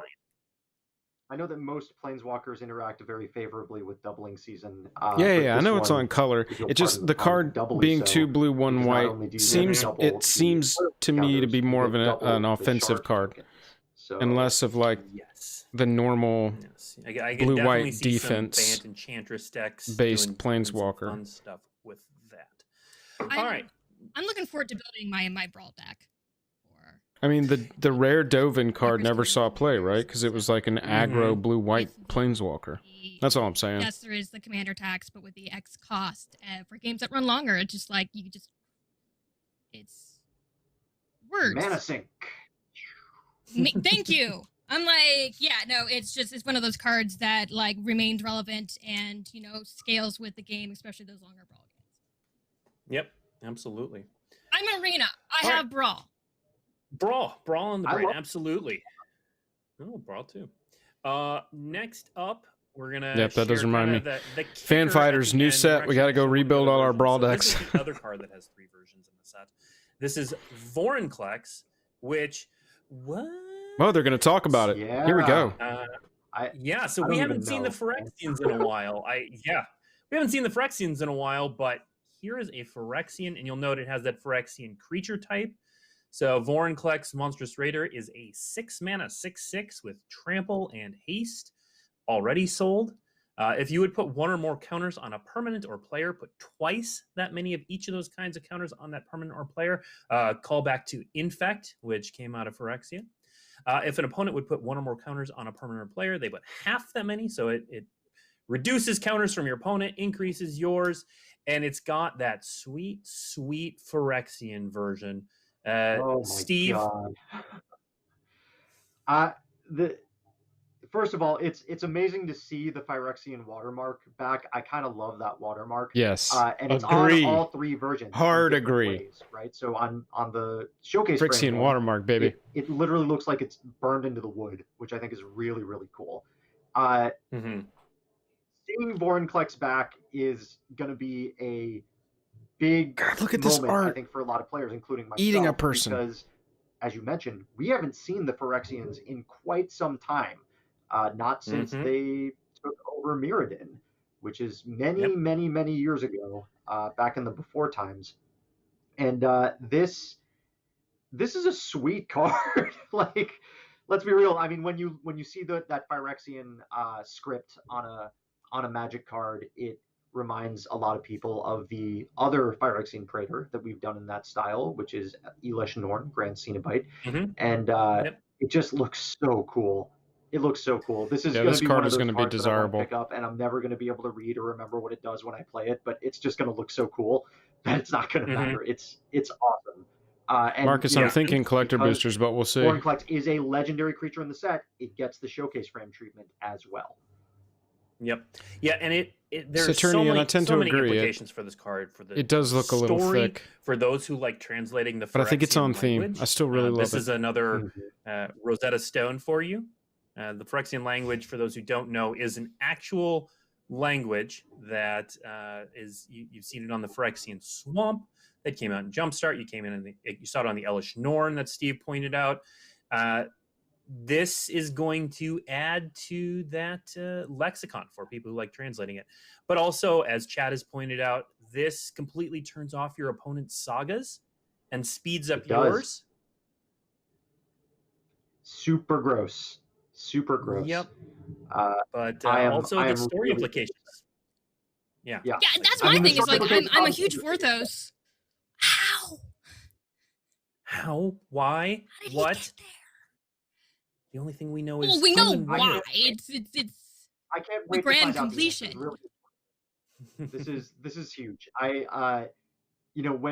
When we saw that Vorinclex was going to be in the set, I still have a lot of the same questions that I'm sure Chad is asking right now. I don't have it up right now, but I am so excited to see how it is that this, No box toppers that for Vorinclex Kaldheim. Interesting. factors into I did not know that. Kaldheim, the story, and what the implications are for the Phyrexians as a whole. This will double up counters. Yep. So stay tuned. I'm sure we will learn more in Magic Story. So now we just showed you 3 pretty versions of Vorinclex. Let's talk a little bit about the booster breakdown for a lot of this stuff. Yeah. So we have a graphic we're going to throw up on the screen. So we talked about this in the debut.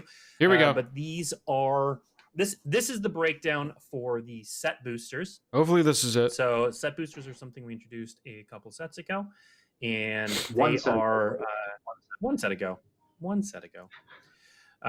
So they're meant to be kind of a tour of the set. Unlike draft boosters, they're not intended to be drafted, and so they come with an art card that has a chance to have a gold signature. What is the Realm Walker It comes guy? with a Snowland. Kenpachi, that's right. I'd Comes forgotten with about some that. related commons and uncommons. 2 wild cards that could be. That's the anything. buy We're gonna box. vote. That's the buy box promo. It comes with a rare. The head turner is going. That's what to I meant be by box one of toppers. Those, I said the wrong thing. alternate Sorry. Frame and So we art will have the buy treatments. box promo. And then a foil, which could be many different things in the foil slot. And then finally, there is a slot that has a token and add a mini game or a card from the list. Sorry, So the list. The list. Before we sort of move beyond this graphic, couple of clarifications. The Snowland does have a chance to be foil. And Blake, do you know if the Snowland also has includes the basics and the duels? I wasn't quite sure about that. I'm pretty sure it does. Yeah. So Snowland They should probably know has that. a chance to be foil. will either be non-foil or foil. It can be, and again, we'll check up. Card we shop, should that read would change the Daily game MTG to completely confirm if this, those but if those list it cards could were be either a one per basic pack. or a dual. And then you've got the They'd actually be head chaseable. turner is any alternate frame, so that They're not includes the chaseable snow right now. frame. They're less So than it could be a snow chaseable. frame card. It could Less be than a not chaseable. showcase frame card, and it could be a borderless version. Is that correct, Blake? It sounds right. I would check on Daily MTG today. Yeah, but still, they would be chaseable. I just don't want to get it wrong. And the Right. article on Daily MTG. What is it, 300 cards? I'd rather have a 1 in 300 chance than a 1 in exponentially small I nothing did see chance. a question in chat about what are mini games. So the mini games are they're little cards. They're on the ad card slot, and all they have is a little game that says, you know. See, I wasn't the only one who didn't know what a mini game was. So you open a pack, and there are different ways to play little games with the packs. Is all it is. So they're just a fun little bonus throw-in kind of deal. Chicken Richard, I think it's even worse than that. Next up, we have our own preview. So we are going to talk about we are going to reveal a card, and we're going to take a little bit of a deep dive. We're going to talk about the art. We're going to talk about the art description, and talk about what it means for the set. So first, we're going to show off the art. There's got to be an article collecting Kaldheim. Where is that? Oh, that art's pretty dope. So that is a character we actually met today, doing a thing with some magic and some eyeball stuff. Let's throw the art description up there and learn more about. So the art description is: we'd like an abstract illustration of a giant eye with Inga Rune eyes as the iris of the eye. So that is Inga Rune eyes. That is a character we met earlier today in the debut. Show Inga Rune eyes sitting cross-legged as she casts a spell. Her magic encircles her. This kind of magic forms the iris of a giant, keyword, blue eye. Let's show the card, which is Glimpse the Cosmos. Glimpse the Cosmos is a sorcery for 1 and a blue. It says, look at the top 3 cards of your library, put one of them into your hand and the rest on the bottom of your library in any order. So it's a sorcery for 1 speed blue? Anticipate. But then the kind of literal kicker here, as long as you control a giant, you may cast Glimpse the Cosmos from your graveyard. Oh, okay, we've got the blue, collector booster contents. So it comes with essentially I've been wrong about that this whole time. flashback, I guess we'll call it. Steve, I'll leave you to come up with the pun for that. If you cast Glimpse the Cosmos this way, and it would be put into your graveyard, exile it instead. So getting a card selection tool that has built-in flashback is clearly very powerful. Megan, I know you don't like blue cards, so Steve, what are your feelings on this card? I like this card a fair amount, especially in I just like this doomed card. myself. Especially in limited. I think I the best I can come up with for giant flashback is smashback. But that's the best I can better come than up I with would have right now. gone. I think That's pretty good. I think the idea that you can cast a card, a sorcery version of Anticipate, just as you said, for 1 mana later on in the game to start your draws, to get a little bit of extra card selection, and indeed replace itself for 3. Essentially, you're getting. I've got that to go over. For draw 2 in some ways. So We'll pull that out at a certain point. I think the rate is at the rate I would want to play this card, especially in limited. And there are some standard decks, certainly some brawl decks that I'd want to see this in. You'd need to have the required giants, and we don't know quite what's going to happen with giants in this set yet because we're in day 1 of previews. So, as things go on, I think this card gets better or worse depending on what kind of good giants you can run in different decks. Well, and it's interesting to know what cards are already giants in standard that are playable. So Bone there Crusher. are a few. Bone Crusher Giant is, of course, the Bone Crusher Giant. I was about to say Bone. Yep, Bone Crusher Giant is clearly the best one, but Beanstalk Giant sees quite a bit of play as well. Croxa is a giant, albeit in black-red. Yep, there's Realm Cloak Giant. And then just on the I didn't know the Yorvo Titans is a were giant, giants. but the triple green is probably going to make this. Just on the edge Oh, yeah. of playability, Uro's a giant. Tectonic Well, Uro's Giants banned, is, so. is a powerful card that really Be a problem in hasn't found Historic, home. probably. Ugh. Phrix the Sudden Storm from Theros Yeah, is that's is gonna a be powerful rough. card and in blue. So there are some say, options I was like, before. I was trying to think of other blue giants, and I think that's the sort of like, speaking of puns, the kicker of this one is, and there are a lot of the giants that are currently in standard, at least, and traditionally aren't blue. Yeah. So I yes, think- everyone I is think mentioning this part is- Uro in chat. It's not in standard though. But Uro is not in standard. I think Yeah, the not in the key thing with this card and its eventual playability or non-playability is going to be: are there viable? we don't listen to playable giants, Gatherer not about necessarily in anything. the color, but, Gatherer like, is at nothing. all, right? Because the Bone Crusher giant is, out of those, I think the only slam dunk giant that I think you could probably pair with with this card. Just because you get so much value off of that Bone Crusher giant, and Beanstalk giant certainly is in that realm. But I think that out of the ones that you listed, Bone Crusher is the only one that I would Starting to think maybe 100% we're at the run end in of instance the new sorcery information deck in where you want this. that card selection. We might pull off of this and so, go we'll back see what through happens, everything. But I think a lot of I want to talk the about collector playability with this boosters. card is going to live or die by how many playable giant creatures there are in Kaldheim that come into the standard format.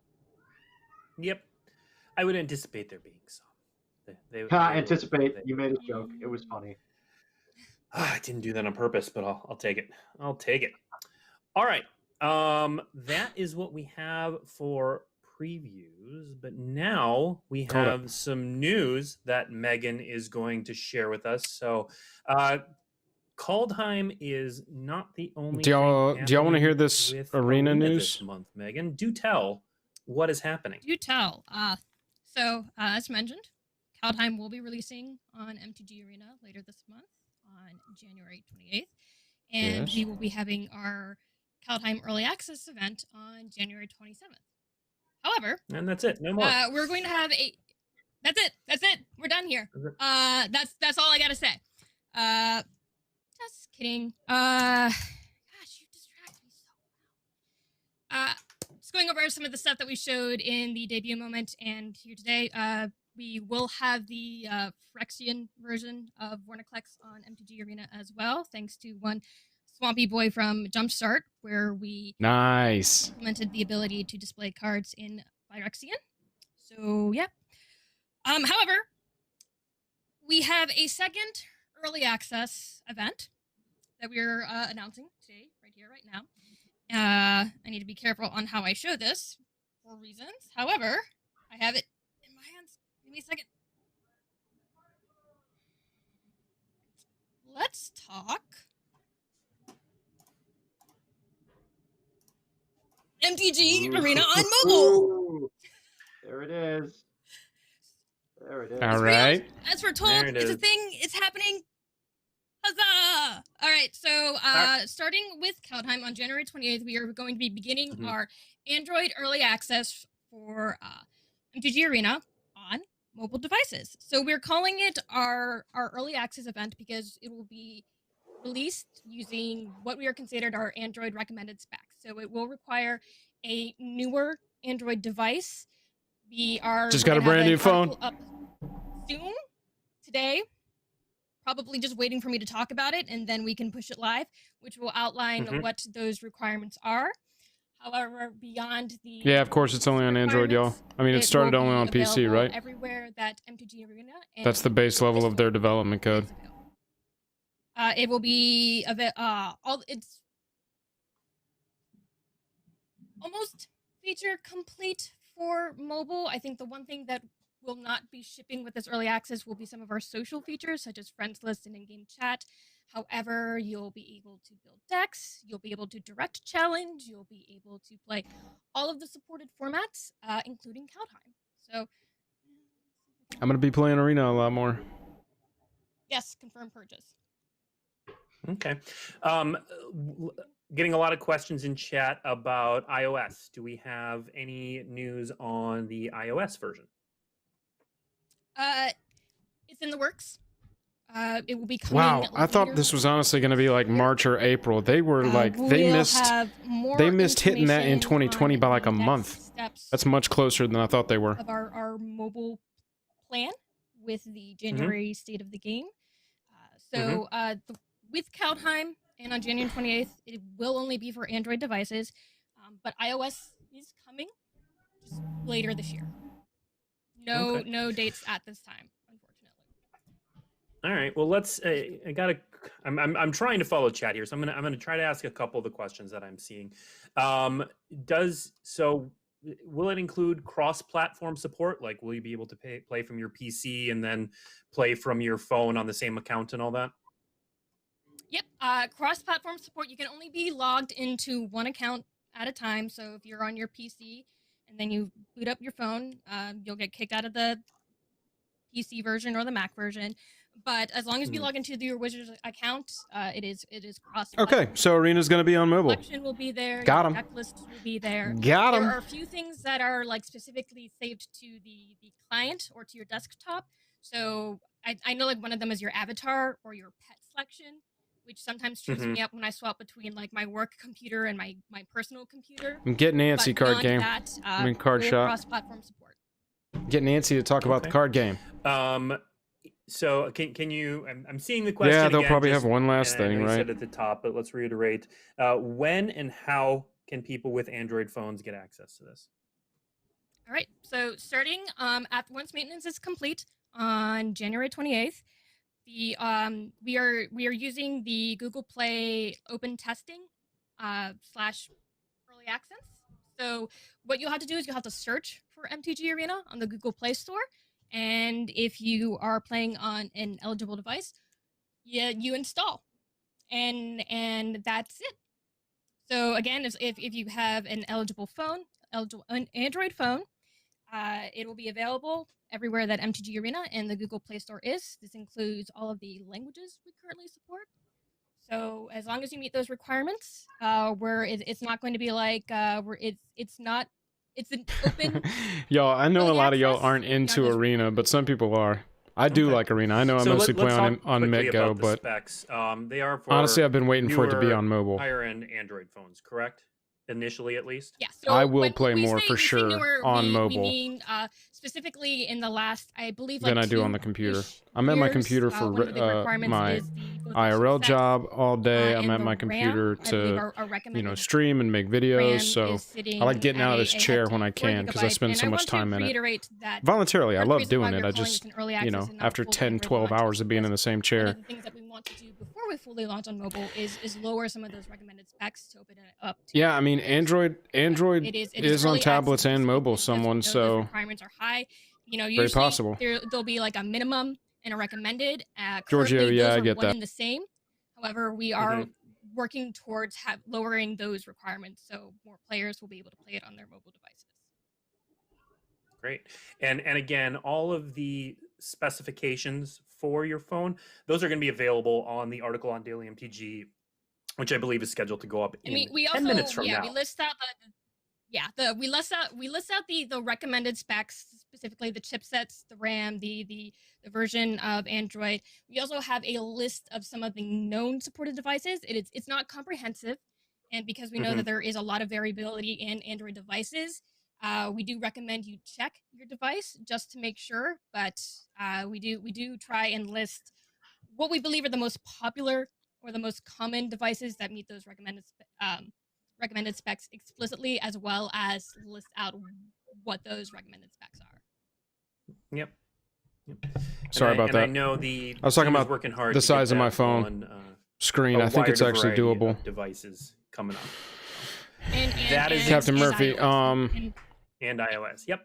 Do I like playing on Arena or table better? Obviously table. But you know, times are what they are. Playing electronically has become a huge thing over the last year. Playing it for an hour without issue is kind of where we're heading towards. But we're really, this is something. It's just like it's been up there, one of the most frequent questions, and we know we've talked about it before, but it's real. It's happening right now. I wanted to do it show it like on a phone to be like, no, this isn't pre-recorded footage. You can pick a card. Nice. I did want to. You've kind of hinted at it. We but get it. I'll ask the question specifically because it's been asked enough.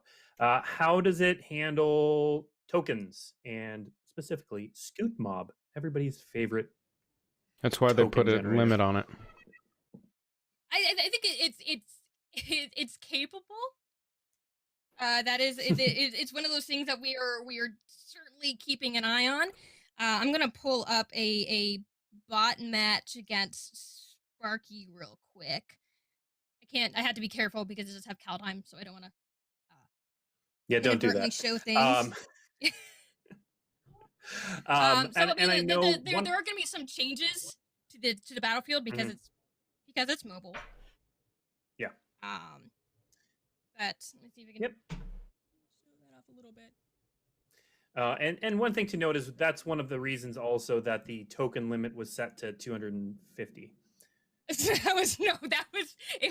was causing issues on PC. That like really, it wasn't a mobile thing. It was no, you're causing issues with our servers when you're on a computer desktop. Well, we didn't design the card. Mobile really wasn't one of the considerations at the time. Let's go. Fair enough. All right, so got it. Arena on mobile. Moving on. MTG for some details about this, both at 10:40 today, and then there will be additional details in the state of the game later this month. Now, as you can see on the ticker, Q&A time. So people have been putting questions in chat. I've been writing some of them down. Casual, good to see you. Please, later. If we don't ask your question, so right now what we're doing is please put it back in. Struggling through the rest of the stream so that we can see if maybe there's another preview at the end of this Insta. We may or may not be able to answer a lot of these, but we're gonna try. Maybe some good questions in this Q&A. So we'll stick around for those. Constantly. Is what about runes? But then we're going to talk about collector boosters. What about runes? So you'll just have and then to we're going to go back over some of these cards. Yeah, what are runes? That is what they are. What are runes? I don't know. I mean, all right, so we did not learn about runes yet. Of Magic Gathering, I guess we will just find out. It's day one of previews. Day one of previews. Day one of previews. All right. Next question I saw, and this was something we answered at the top of the show, but I know not everybody saw that, is when is the Kaldheim trailer coming out? So we have that going on January 26th at the New York Game Awards. So the 26th is leading into the digital release on the 28th, as well as the pre-release that weekend in places that can have it, which is tough right now. A lot of at-home pre-release action going on. And then the full release on February 5th. So yeah, trailer coming January 26th. Release date for the app. Yep. Release date for the app again, Megan. January 28th. So we'll get into it's a little complicated because we're gonna hit the go button alongside our standard maintenance. And then at some point it's going to start appearing on the Google Play Store. It may appear at different times for different people. That's just the way that the Google Play Store works. We can't control that, but January 28th is when we're hitting the go button. January 28th, it's on mobile. All right, so all right. I'm trying to keep up with these questions. I've seen the question a lot. Will there be snow hate in the set? Again, previews just started. Stay tuned. We will see. You'll see how snow develops, both positively and negatively, and we will see. Yeah, we're gonna look at the Planeswalker. We're gonna look at shard tokens. Are gods, or are they all monocolored gods? Again, wait and see. Previews are coming. You'll see. As usual, I'm gonna do my usual disclaimer. As usual, any specific questions about the set as a whole, we are probably not going to answer. If you're asking, will X show up in the set? We can't answer it because it's just the start of previews. You will find out, though. I can promise you that. Yep. I did see a question earlier about how Foretell works. So let's put Alrund's Epiphany. That's what I'm saying, Jank. Like, don't even bring the question up if you can't answer it. To get that up so we can talk about Foretell, because Foretell is one of the new mechanics. Now, again, if you head to dailymtg.com right now, there is a mechanics article up. We'll explain all of the mechanics better than I can. There's even a video from YouTube that you can watch that will explain Foretell, but we can talk about it real quick. So the ability Foretell reads, during your turn, you may pay 2 and exile this card from your hand face down. Cast it on a later turn for its Foretell costs. So you know what? I'm just going to read. So first of all, you can Foretell at any time on your turn. So even at instant speed. So If you need to foretell something in response to something, or you want to foretell during your attack step for reasons, whatever, you can do that. However, when it is foretold, We're going to go over these mechanics exiled, too. It follows the same timing rules. So this is still a sorcery. You do not get to foretell as an instant just because it has been placed in exile. So that is the Lunist, short what's up? version. If you, again, head to dailymtg.com, there's a mechanics article. It'll talk about Boast. It'll talk about Foretell. It'll talk about modal double face cards as well. The way I like to think about it, even though it's not exactly this, is like it's kind of like morph for spells that go on the stack, but it has to obey all of the same timing rules of the original spell that you morph. Cothern, the way I understood it, exactly. Only in the comment, or only in the land slot. You're casting it, so it has to follow all of the casting. Yep. Yeah, and someone's asking, There's some is it a kids running special around action? somewhere. My understanding is yes, but we're gonna have to talk to some rules lawyery people to get that.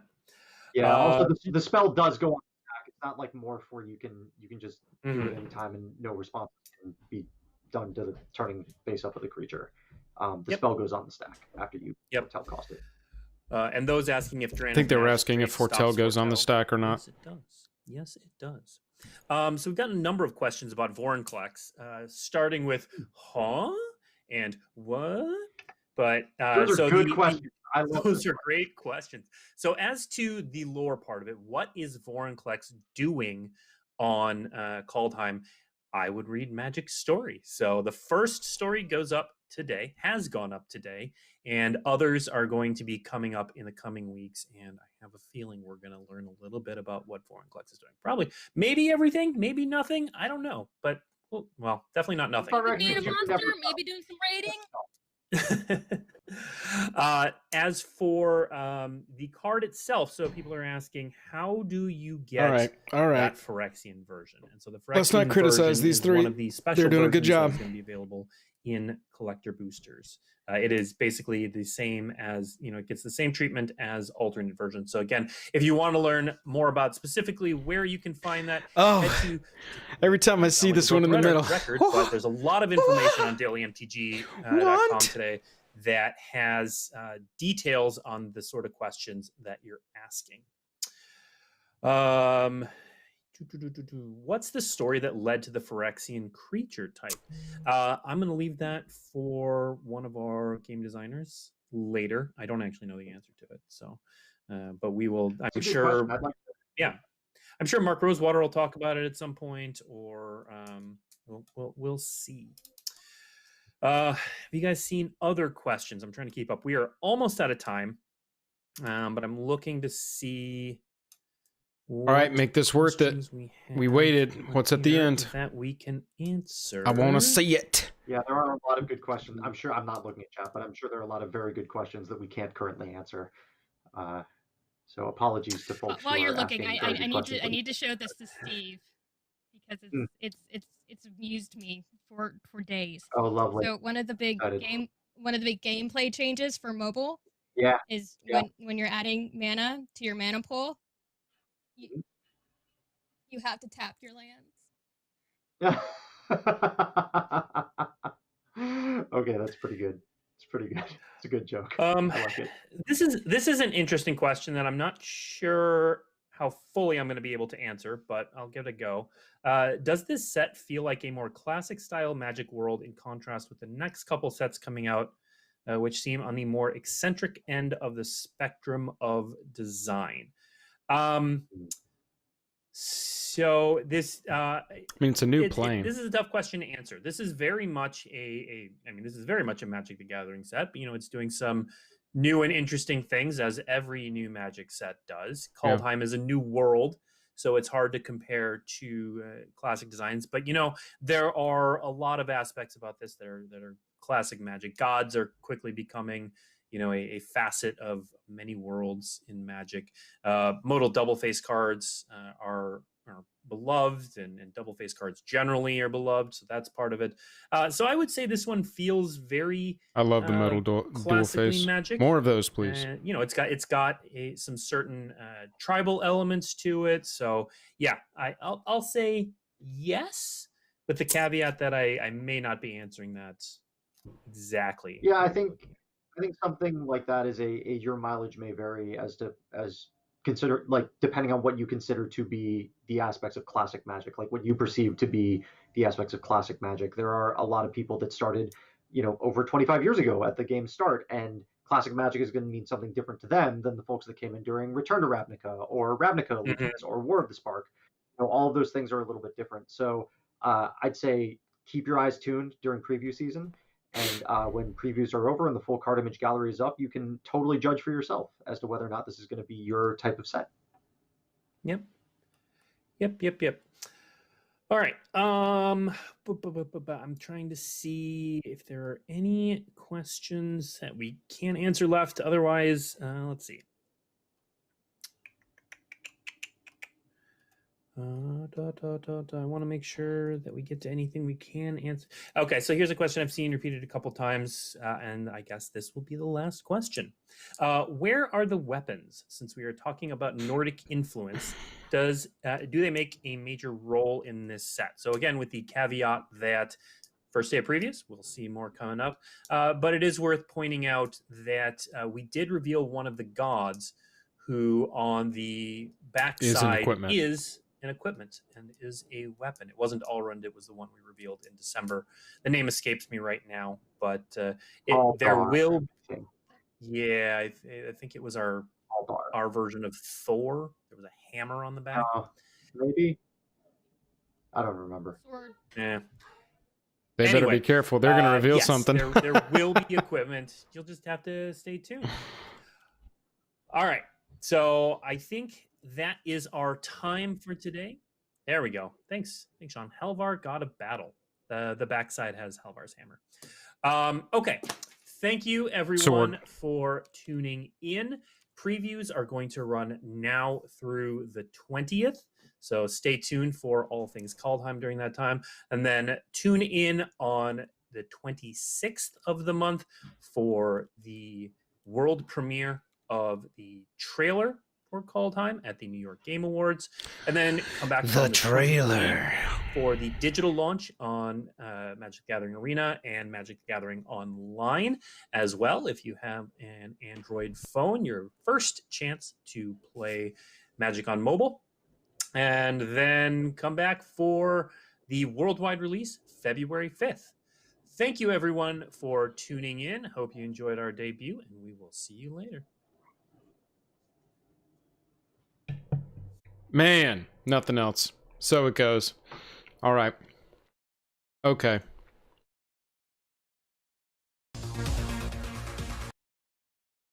Let me get the sound adjusted back down so we can get some music going. We've got some stuff to break down.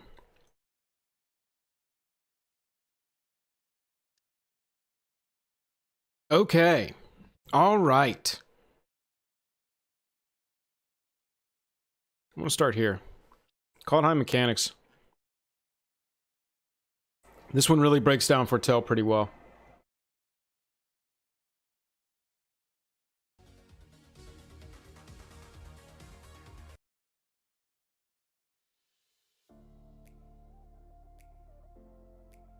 Let me swap back over. All right. Okay, pretty cool reveal day. We got a lot of stuff to go over, lots of cards. 2 seconds, everybody type BRB in chat. 2 seconds, I'm gonna take a half-a-minute bio, and then we're gonna go over all this stuff.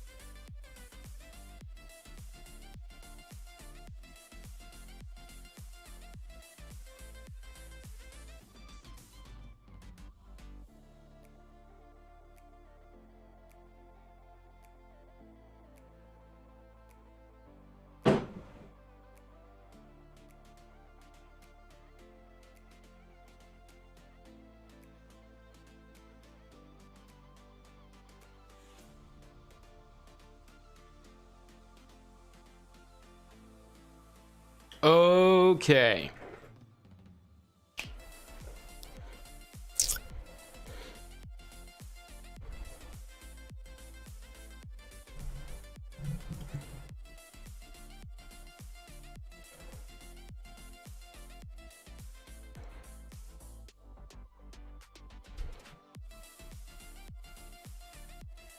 Who's ready to do this? Let's make a little YouTube video. Here we go.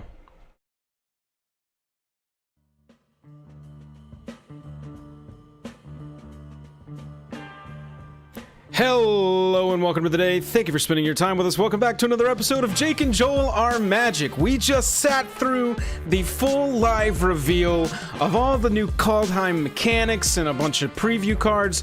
We've got a lot to go over, but first, if you would, go down there, hit that like button, hit that subscribe button if you're not subscribed already. We are going to get into these mechanics and into some of these new cards. So let's swap over and look at this stuff. So we saw today that our mechanics for this set are going to be Foretell and Boast. Foretell is about seeing a spell that's coming in the future, and Boast is about attacking and then telling about it, telling the story of your feats. Foretell says here, at any time during your turn, you can pay 2 and exile a card with Foretell face down. Then on a future turn, you can cast the card from exile by paying the Foretell cost, which is the mana cost listed as part of the Foretell keyword, rather than paying its mana cost. Set up the future and then watch it come to pass. So one of the things that I thought was interesting that we saw about this mechanic here is that you can't cast it on the same turn you exile it. However, the Foretell is optional, so you can just cast the spell as normal if you're looking for immediate impact. So let's look at some cards here. Foretell 2 for Behold the Multiverse. It's a 4-cost instant spell that says scry 2, draw 2. Foretell, though, you can on your turn pay 2 and exile it face down, and then later, on a later turn, not the same turn, at instant speed, because the spell is an instant, you can scry 2 and draw 2 for 1 blue and 1 other. This seems excellent. I know, you know, the 4 mana instant speed scry 2 draw 2 spell has seen play in constructed decks in many different sets, and so I have to imagine the same thing is going to be present here, is going to be relevant here. This card is going to see play. I think it's pretty excellent, honestly. You've also got cards like Augury Raven, which seems like a really good limited card here. 2 to exile it face down. On a later turn, you get a 3/3 flyer for 2 mana, and on that individual turn, it's only requiring 2 mana, even though altogether it is costing 4. So Foretell is pretty interesting. We saw some other cards that we'll get into. We're going to look at all of the cards that we've have access to so far. The other mechanic is Boast, and it started with Varagoth, Bloodsky Sire. It's a 3-cost 2/3 Demon Rogue Death Toucher, and for Boast, which is activated ability, but only if the creature has attacked this turn, and only once each turn. Varagoth's activated ability here is target player searches their library for a card, shuffles their library, and puts it on top of it.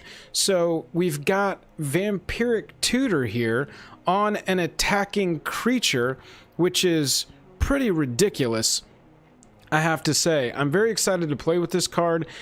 It's one of those cards, right, that seems too good to be true, so it probably is. I would be interested to see how it actually plays, though. I mean, there's a lot that this can do. It's got Rogue creature type, which is already relevant. There are very good blue-black decks that are already in existence with Rogue, and the ability to search up that 1 removal spell you need at the right time is pretty huge. We already knew modal double face cards were going to come back. We saw Halvar, God of Battle, in the last, I guess teaser section of this that they did back in December. I already ran a video on Halvar, so go and check that out. My first thoughts on the God of Battle. And then of course we've also got our dual modal face lands. We've got official confirmation now that snow is returning. Snow-covered lands will be back in a new frame with our little text box down here that I love so much. I love how this looks like frost has been wiped away from the mana symbol. And then we've got Frostbite, which is a snow instant, 1 mana shock to a creature or planeswalker. But if you control at least 3 or more snow permanents, it's a 1 mana lightning bolt to a creature or planeswalker. So that's pretty cool. It doesn't hit players, but still a good removal spell. 1 mana is always a good thing. We also knew that that sagas were going to be coming back. Showdown of the Scalds is a card we've seen, and we're also going to get Changeling back in the game in this set. So let's take it over to Mythic Spoiler. We're going to take a look here at the cards that we have seen and the cards that we saw today. We've talked about a lot of these, so I'm going to skip over those, but I just want to talk about the new cards that we saw during this preview event.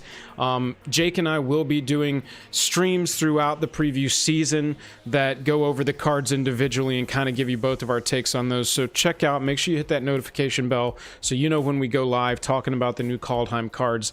What we saw today, though, Alrund, God of the Cosmos. 2 blue, 3 for a legendary god, 1/1. Gets +1/+1 for each card in your hand and each foretold card you own in exile. And at the beginning of your end step, choose a card type, reveal the top 2 cards of your library, put all cards of the chosen type into your hand, and the rest on the bottom of your library in any order. And the other side of this is Haka, Whispering Raven. 2 mana, 2/3 flyer. When it deals combat damage to a player, return it to its owner's hand, then scry 2. So you can early on play Haka for 2 mana onto the battlefield, have it attack through, deal some combat damage, come back, scry 2, and then you already have, or then you again have the card in your hand so you can cast Alrund the second time, God of the Cosmos, and have this, +1/+1 creature, and then at the beginning of your end step, you get to choose a card type, reveal the top 2, put cards of the chosen type into your hand, rest on the bottom of your library in any order. That card seems like it could be pretty silly, especially with a card like Uro. But, we'll see how it plays in Historic and Standard. We also got our first look at Tibalt. I know everybody is excited to talk about Tibalt. With Tibalt, we have got a very expensive planeswalker on the back of a not expensive at all creature. And as far as I know, this is going to be a planeswalker, if you want, out of the command zone. You've got the legendary god on one side, and then you've got the legendary planeswalker on the other. Valki, God of Lies, is a 1 black, 1 other legendary god. When it enters a battlefield, each opponent reveals their hand. Each opponent reveals their hand. For each opponent, exile a creature card they revealed this way until Valki leaves the battlefield. And then you can pay X, which is the converted mana cost of one of the creature cards in exile, and it becomes a copy of that card. The other side of this is Tibalt, Cosmic Imposter. 5, 6, 7 mana. Ooh, that's a lot. 7 mana for a 5 loyalty walker. As it enters the battlefield, you get an emblem with, you may play cards exiled with Tibalt, Cosmic Imposter, and you may spend mana as though it were mana of any color to cast those spells. That's pretty solid. +2, exile the top card of each player's library. -3, exile target artifact or creature. So you can come into the battlefield, exile a creature, and then if you've still got mana, cast it. I know we're talking Rakdos colors here, so that's pretty tough to do, but still a possibility. Exile it and then cast it on a later turn. You can also -X to exile all cards from all graveyards and add 3 red mana. This is interesting to me. It's Rakdos, and so if you're playing this as your commander, 7 mana for a 5 loyalty walker, yeesh, yeesh, yeesh, especially in these color combinations, yeesh, yeesh, yeesh. But it seems like it's got some appropriate power level here. Exiling, if you're playing commander, exile 3 cards with its +2, and you're able to cast those. You get an emblem with that. You can play cards exiled with it, and that emblem is great. Because it's great that it makes an emblem, because Tibalt can be removed and those cards are still accessible to you. You don't necessarily need Tibalt on the battlefield to cast that. And so I think that to cast those cards that are in exile, and so I think the fact that it has this emblem on it is a pretty huge thing as far as the playability of the card. I really love this. I really love this dual face modal thing. I've talked about this the first time we saw it in Zendikar, that I just think it's a great design and that they should keep doing that.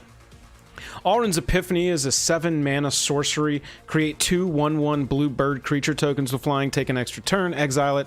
You can foretell it. Pay 2. Exile it. On another turn, future turn, you can pay 6 and cast this. Take an extra turn. I mean, off the rip, this doesn't look wild, but I'm always afraid of blue mythics that say take an extra turn. Maybe they learned their lesson with the last time around, and they've powered this one down. Obviously, exiling it is a huge thing here so that we don't see it pop back up in the future, but it still always has that possibility, right, of being a huge control finisher. You know, some kind of get the lock, cast the Epiphany. I've got my 2 1/1 flyers now. You know, I'm 10 swings away. But at that point, your opponent's probably conceding, I would assume. So, you know, whether or not you need to swing 10 times is up in the air. Today we're only going to go over the cards that we saw during the preview event, so we're not going to talk about some of these other spoilers, some of these other leaks that we're seeing. I'll save that for when Jake and I go through all of the cards kind of methodically. Inga Rune Eyes we saw earlier, 1 blue 3 other for a 3/3 human wizard. When it enters the battlefield, scry 3. When it dies, draw 3 cards if 3 or more creatures died this turn. I like having, you know, some board wipe protection, especially on a flyer. If you're building some kind of blue-white flyers deck, you're going to have a lot of tokens in the air, and board wipes are going to be what really punch you in the gut. And so to have the ability to draw 3 cards if 3 of your creatures are dying, that's pretty sick. Elvish Warmaster, 1 green, 1 other. I'm going to bring Elvish Warmaster up a little bit bigger because I think that this is a pretty exciting creature. 1 green, 1 other. Elvish Warmaster is a 2/2 elf warrior. Whenever 1 or more other elves enters the battlefield, whenever 1 or more other elves enters the battlefield under your control, create a 1/1 green elf warrior creature token. This ability triggers only once each turn. Also, we've got the 7-cost activated ability for elves we control to get +2/+2 and gain Death Touch until in a turn, and that does include himself. It's not other elves. So they all can swing with a nice little double anthem, +2/+2, and if they do get blocked, they're taking whatever is blocking out with them, which is pretty epic. We already talked about Varagoth Bloodsky Sire. We talked about Frostbite and Augury Raven. I want to look at Glimpse the Cosmos, because I think that this is a card that we're going to be seeing a lot of while it's in Standard. 1 blue, 1 other for a sorcery speed. Look at the top 3 cards of your library, put 1 of them into your hand, and the rest on the bottom of your library in any order. But as long as you control a giant, you can cast Glimpse the Cosmos from your graveyard by paying blue rather than paying its mana cost. If you cast it this way, it gets exiled, so you can't do that over and over again. I think this card is wildly powerful. It seems like there's some kind of Giants, Is It Giants deck forming right now, and this is absolutely in it. Absolutely in it. It's, you know, Classic Anticipate, I believe, is the card. But the ability here to recast it then for 1 blue if your Bone Crusher Giant is on the battlefield, which is what I most often see this being played along in Standard. You'll get to do it again for just 1 blue mana. That's pretty sick. In Historic, until they ban Uro, this card is going into Uro because Uro is a giant, if I'm not mistaken. And so I know that, you know, that Simic deck is definitely going to run this kind of draw spell, especially since you get double value off of that spell, off of the ability to use it if you've got a giant on the battlefield. We also saw Old Growth Troll. Let's check out Old Growth Troll because this is bonkers. Yeah, confirmed Uro's a giant. Thank you for that. 3 green, 4/4 Troll Warrior. Oh boy, what do we got here? What is this? What are we doing? Trample, 4/4. When Old Growth Troll dies, if it was a creature, return it to the battlefield. It's an aura enchantment now with Enchant Forest you control, and Enchanted Forest has tap, add 2 green, and 1 tap, sack this land, create a tapped 4/4 green Troll Warrior creature token with Trample. So this thing comes back to buff your land and make your land tap for double. But then it also comes back, you do have to sacrifice the land, But in the right deck, late in the game, you don't care if you're sacking lands. You'll gladly sack a land to get a 4/4 back. This card is sick. This card is so good. I'm a big fan of it. One of my favorite cards when it was in Standard was Steel Leaf Champion, which is that green, green, green, baby. Green, green, green. The problem with Steel Leaf Champion was that it didn't have trample. Hi, Old Growth Troll. How are you doing? Good to see you. Welcome to the battlefield. I know I'm going to cast you a lot. I'm very excited about you. We talked about Behold the Multiverse, and we have talked about Realm Walker. We also got Seraph's Packmate. It was shown off as part of the whole Foretell thing, which is, I mean, it's a really good limited card. This is going to be a dope limited creature. Enters the battlefield, draw a card, it's a 3/3 for 4, pay 2 mana to Foretell. So you pay 2, exile it on a future turn. Pay bear cost, baby. 2 mana, get a 3/3, draw a card. That's a really good common. That is a really good common. So getting into the more exciting cards, we have got Nico Aris, if I'm pronouncing that correctly, is a new blue-white Planeswalker. Blue-blue-white for a 3 loyalty Planeswalker. It's also got X on there, and when it enters the battlefield, create X shard tokens. So if you can see this right here, this is what a shard token is. They're enchantments with pay 2, sacrifice this enchantment, scry 1, draw a card. So they're okay. In and of themselves, they are fairly beneficial. You know, I think it's going to be in the aggregate where these really pay off. The +1 ability on Nico, up to 1 target creature you control can't be blocked this turn. Whenever that creature deals damage this turn, return it to its owner's hand. This is a weird one for me. This is a weird ability for me. This whole Planeswalker is kind of weird for me, the design of it, because it seems aggressive, right? It seems like, I mean, that +1 just kind of throws me off, because the other we can see are fairly defensive. -1, Nico deals 2 damage to target tapped creature for each card you've drawn this turn. -1, create a shard token. So we can make more shard tokens, but we do have to go down in loyalty to do that. However, a 3 cost walker with 3 loyalty is pretty good. Pretty good. And if you are getting in there with creatures, I mean, that +1 up to 1 target creature you control can't be blocked and it returned to its hand. I mean, I guess if you got some good, like, ETB creatures in your blue and white semi-aggressive attacking deck, yeah, like Skyclave Apparition, that's not bad. That's not bad. That's actually really good now that I think about it. Thank you, chat, for suggesting Skyclave Apparition. Oh my goodness. Yeah, absolutely. Plus, shards are enchantments, and so you have to think about, okay, well, Theros block really got Constellation going again, enchantments matter going again, and so it's got to have some play in that too, as far as I'm concerned. The potential exists for this Planeswalker. I'm really excited to try it out. I love a Planeswalker with X in the cost. That's pretty cool because it's, you know, late game drawing your 3 cost walker. You're like, all right, well, it's not all bad.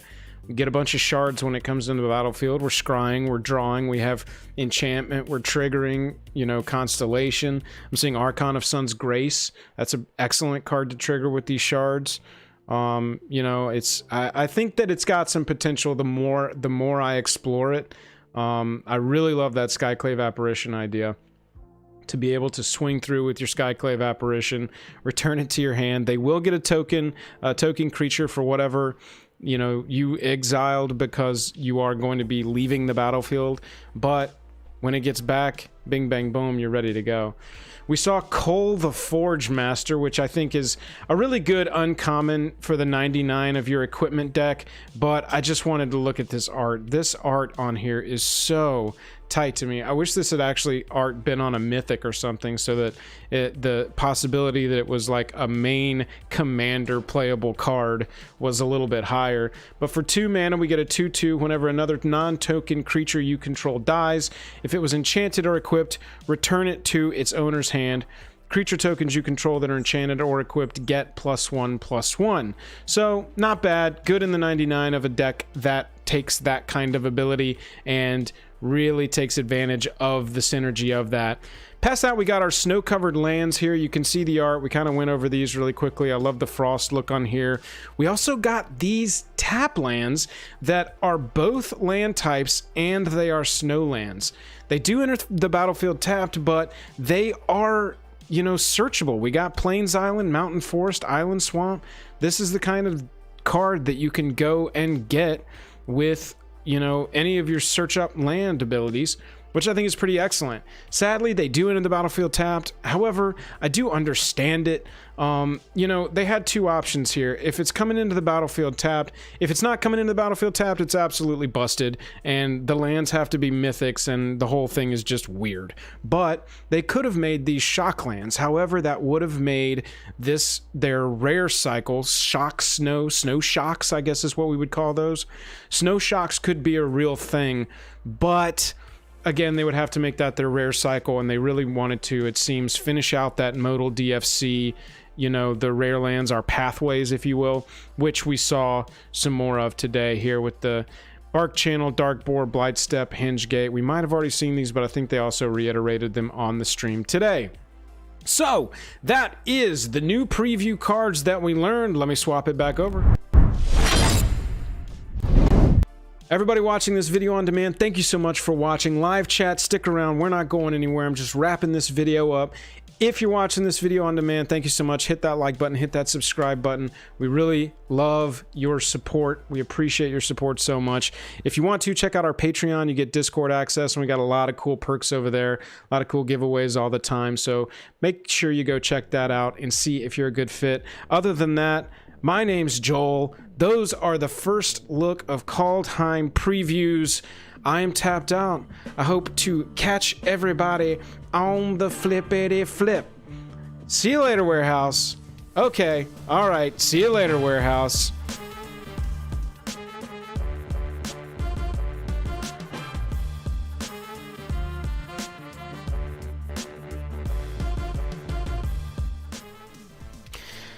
Okay, everybody, thanks for obliging me on that. Got a little YouTube video shot. Got him! Double duty!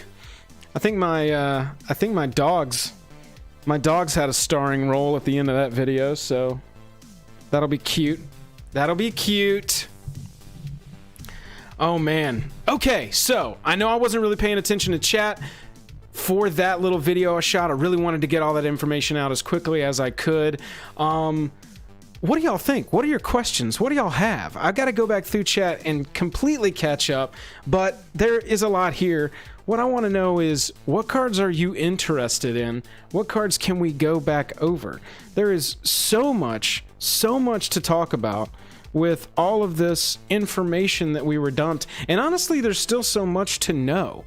We didn't get, you know, like, what is that killer collector booster thing? You know, at this point, we might have seen what the variations are going to be. Maybe it's Vorinclex, you know, maybe that Phyrexian Vorinclex is going to be the chase card in the collector boosters. That's what I would assume. I think that's going to be the big card in that, but I don't know.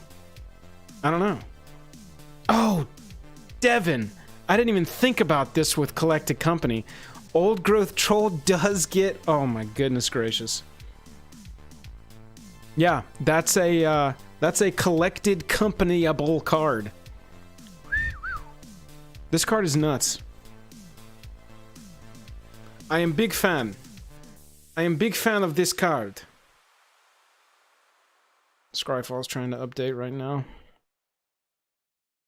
I think that this card is just going to be bonkers. We are going to see that for a long time. Standard and historic. I'm loving how this Foretell ability makes, you know, playable creatures from draft, playable limited creatures. It makes them more playable as far as I'm concerned. I guess on curve, it's not, you know, you don't necessarily want to take your second turn to foretell a card and do nothing, establish no board state. But essentially what this means. So let's go through the curve of this. Turn 2, you foretell the Augury Raven. Turn 3, you can play it. 1 blue, 1 other. For a 3/3 flyer, you still have 1 mana open on your 3rd turn. That's a possibility. That's a playable card.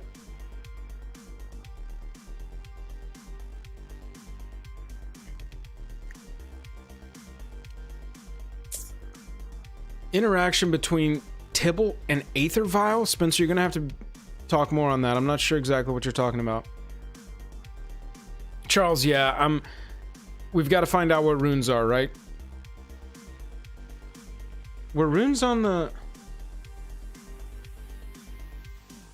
Oh my god. So get this, I'm just realizing this. We don't have an officially previewed or spoiled anything that has to do with runes. All we've got is this leaked card, Runeforge Champion, that has to do with runes. But on the stream today, somebody in chat asked, what are runes? Blake repeated the question and then was like, I don't know, you'll have to see. I don't know, you'll have to see. I think that's as close as I've ever seen a WotC employee talk about leaks.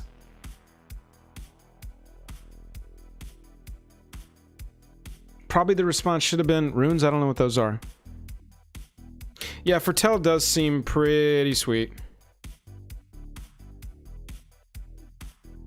We're still missing 13 lands, Cuther? Interesting.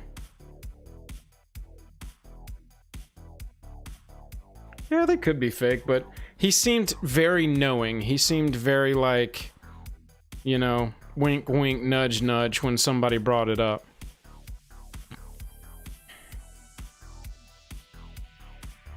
Very wink, wink, nudge, nudge when somebody brought it up. And this card we've only seen in, like, leaks.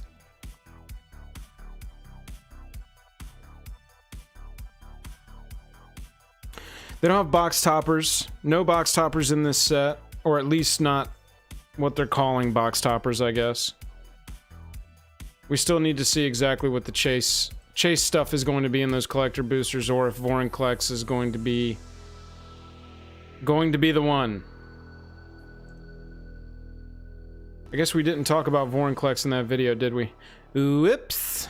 We've talked about it before. Does this have all the variations? No. Well, we can, that's going to be a video I need to talk to Jake about, though, because that being in that Phyrexian text, that card is going to be expensive. Expensive. We're missing 250, 253, 255. I wonder, Kothern, if those could be more tap lands, more of those, like, enters the battlefield, gain a life. Boring stuff like that. Possible.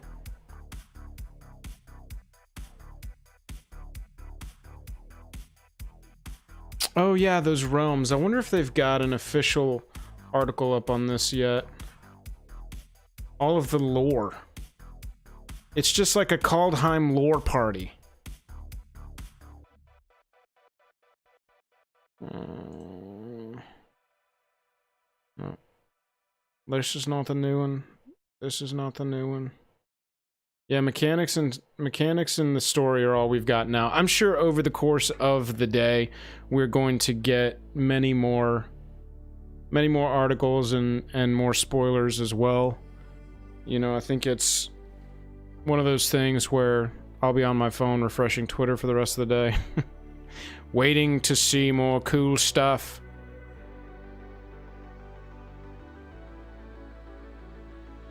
Waiting to see more cool stuff. Let me see if I've got anything that's popped up on Twitter since... Yeah, here's this.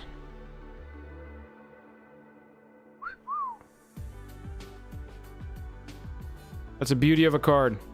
That Phyrexian art Vorinclex is sick. So was somebody in chat talking about Arena is already out on the store? It's not supposed to be till the 28th, right?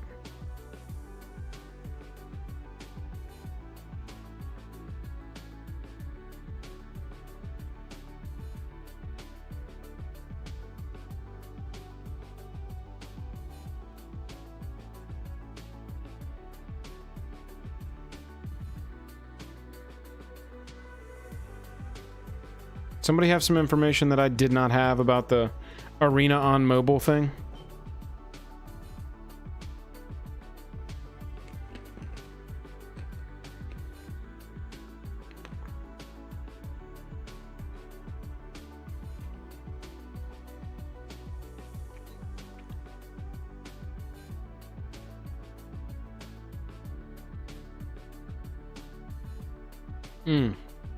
Yeah.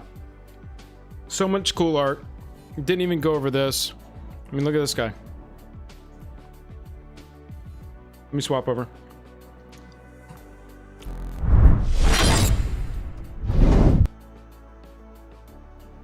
That's the alternate showcase. Oh, I guess so. This is full art. It's called full art. I love the hood going over the nameplate here. Pretty beautiful.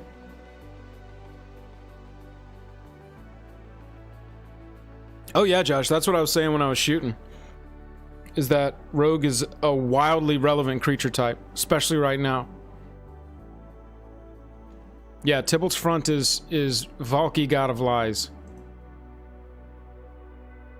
So as we thought, Tybalt is playing sort of the Loki analog in this set. Look at this. Look at this art. Look at this dagger in front of the text box. Ooh, baby. Yeah, so this is a dual modal face card with Tybalt on one side, Cosmic Imposter, and Valky, God of Lies on the other. So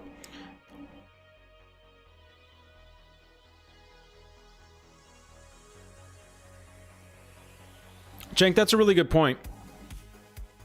From the rules committee, we learned last year when the teasers were happening that these dual modal face creatures that can come out of the command zone, the tax applies to both sides. So playing it early on for 2 might not always be the call.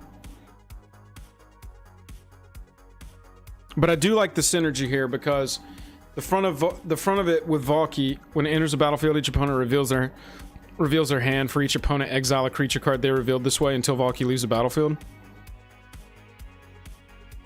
That plays really well with Tybalt's ability. When it enters the battlefield, you get an emblem with, you may play cards exile with Tybalt, Cosmic Imposter, and you may spend mana as though it were mana of any color to cast those spells. That plays really well together. What are you talking about? A 2/1 is super easy to kill. Of course it is. This card's gonna die. But you're hoping that you exile a creature card from the hand. Boop boop. That X's it up. Become a copy of that. Gain indestructible.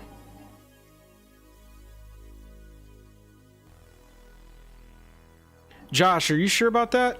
You know that rule? Because that actually is relevant. So Josh says in chat, Valky's a Rakdos card that technically costs less than 3 mana. So it can be put into a deck with Lurrus as the companion. Does Lurrus's caveat check both sides of a dual modal face card? Eric, he doesn't flip. This is one of those dual face modal cards. Ugh, that's hard to keep straight.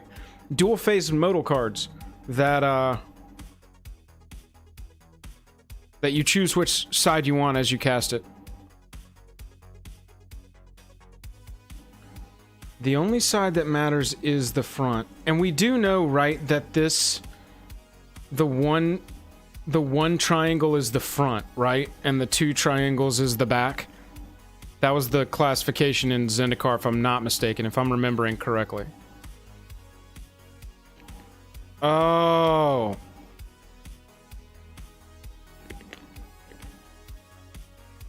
Wait, you may play cards exiled with Tybalt. So does Tybalt recognize the front of the card as Tybalt? Yeah. Yeah, Izzy, I'm with you on this one. I think it does see the front side.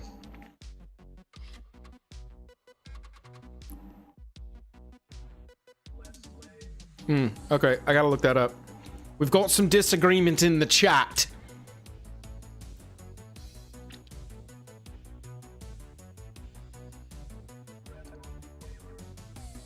Anyway,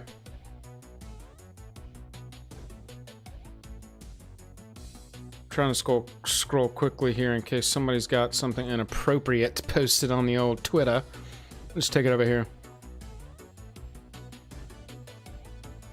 Twitter on... Oh my god. Just Arena on mobile. Look at this. That is wild looking to me.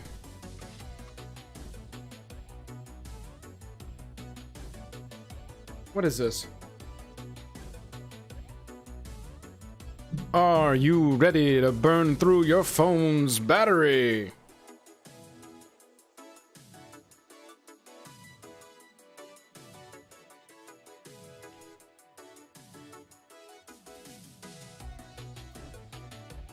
You can see the stuff.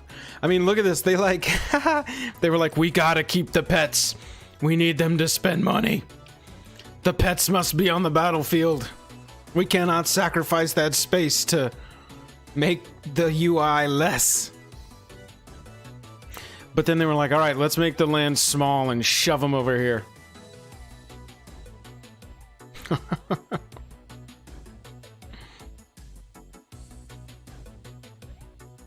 Stay fresh. I completely agree with you. I completely agree with you. When I saw it for the first time, I went, huh? And then we kind of broke it down and I was like, oh, wait, hang on. This is excellent. This eliminates, this cuts down the percentage of non-games. And that's it. At the very least, you know, the ones that are lands on the back, play them tapped. It's slow, but you're still playing the game. You're still going to get mana. You're not just hoping you draw lands off the top. Or at the very least, it reduces the percentage of that happening.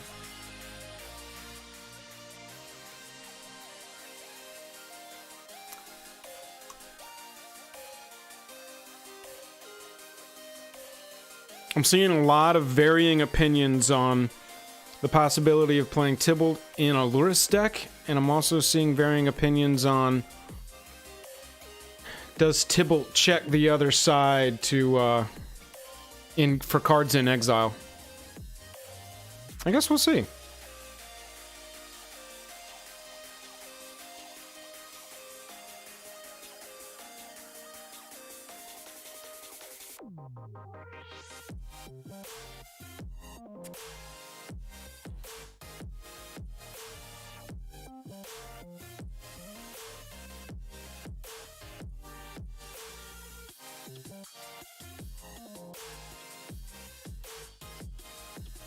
Oh, here's a nice picture of all of the different Tibalts.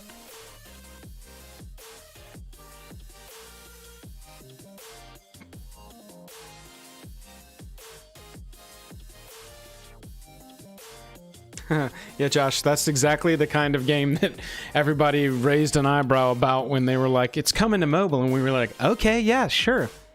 We bet. Uh-huh. Uh-huh. Yeah. Mobile? Cool. Okay.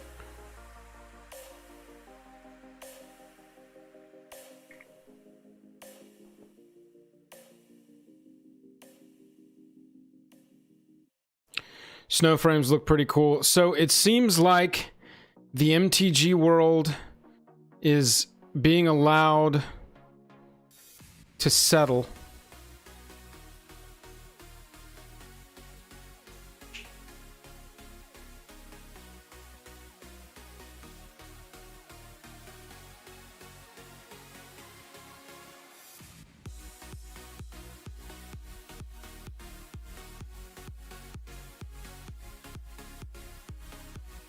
From all of the previews today.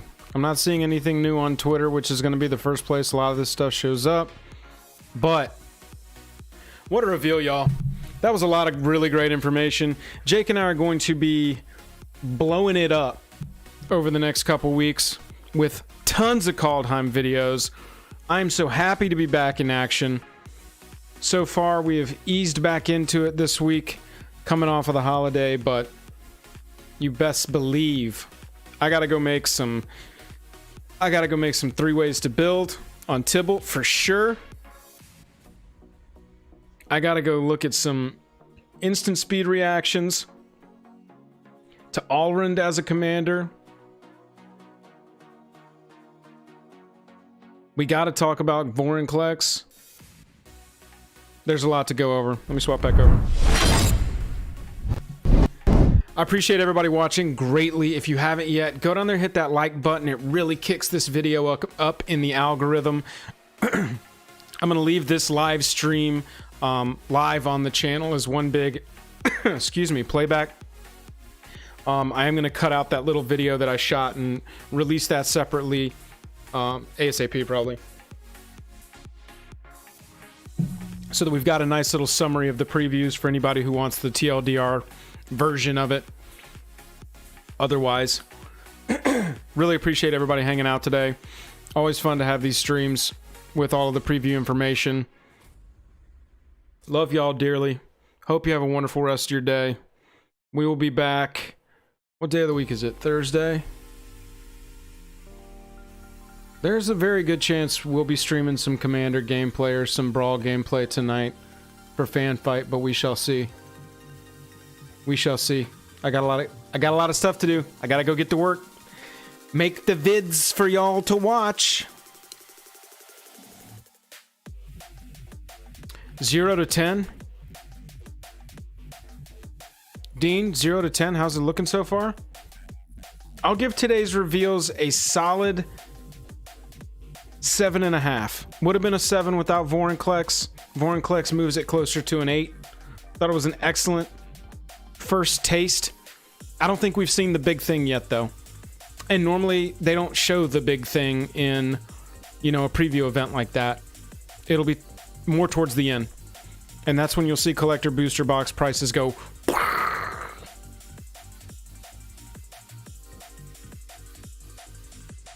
Okay, sounds good. Past that, everybody, also, if we're back for stream tonight, we'll see you then. If not, we're going to be posting videos like crazy over the next week or so. Over the next few weeks, really, until Kaldheim releases. I'm looking at a calendar here. But I do know that Saturday, Jake's got another Foil Quest Liliana video happening. So make sure that y'all check that out. Okay, Jank, that's good to know. Jank, are you on Fanfight? You're on Fanfight. Yeah, you're on Fanfight. Yeah, I got to get those details together for the fan fighters and let us know. If you want to be a part of our fan fight, I run a seasonal EDH and Brawl tournament series. It's one of the levels on our Patreon. Go join it. You can enter into the months-long tournament. The prize last season was the Champions Trophy, which was a foil Soul Ring altar. I don't know if you can see the text down there, but it does say...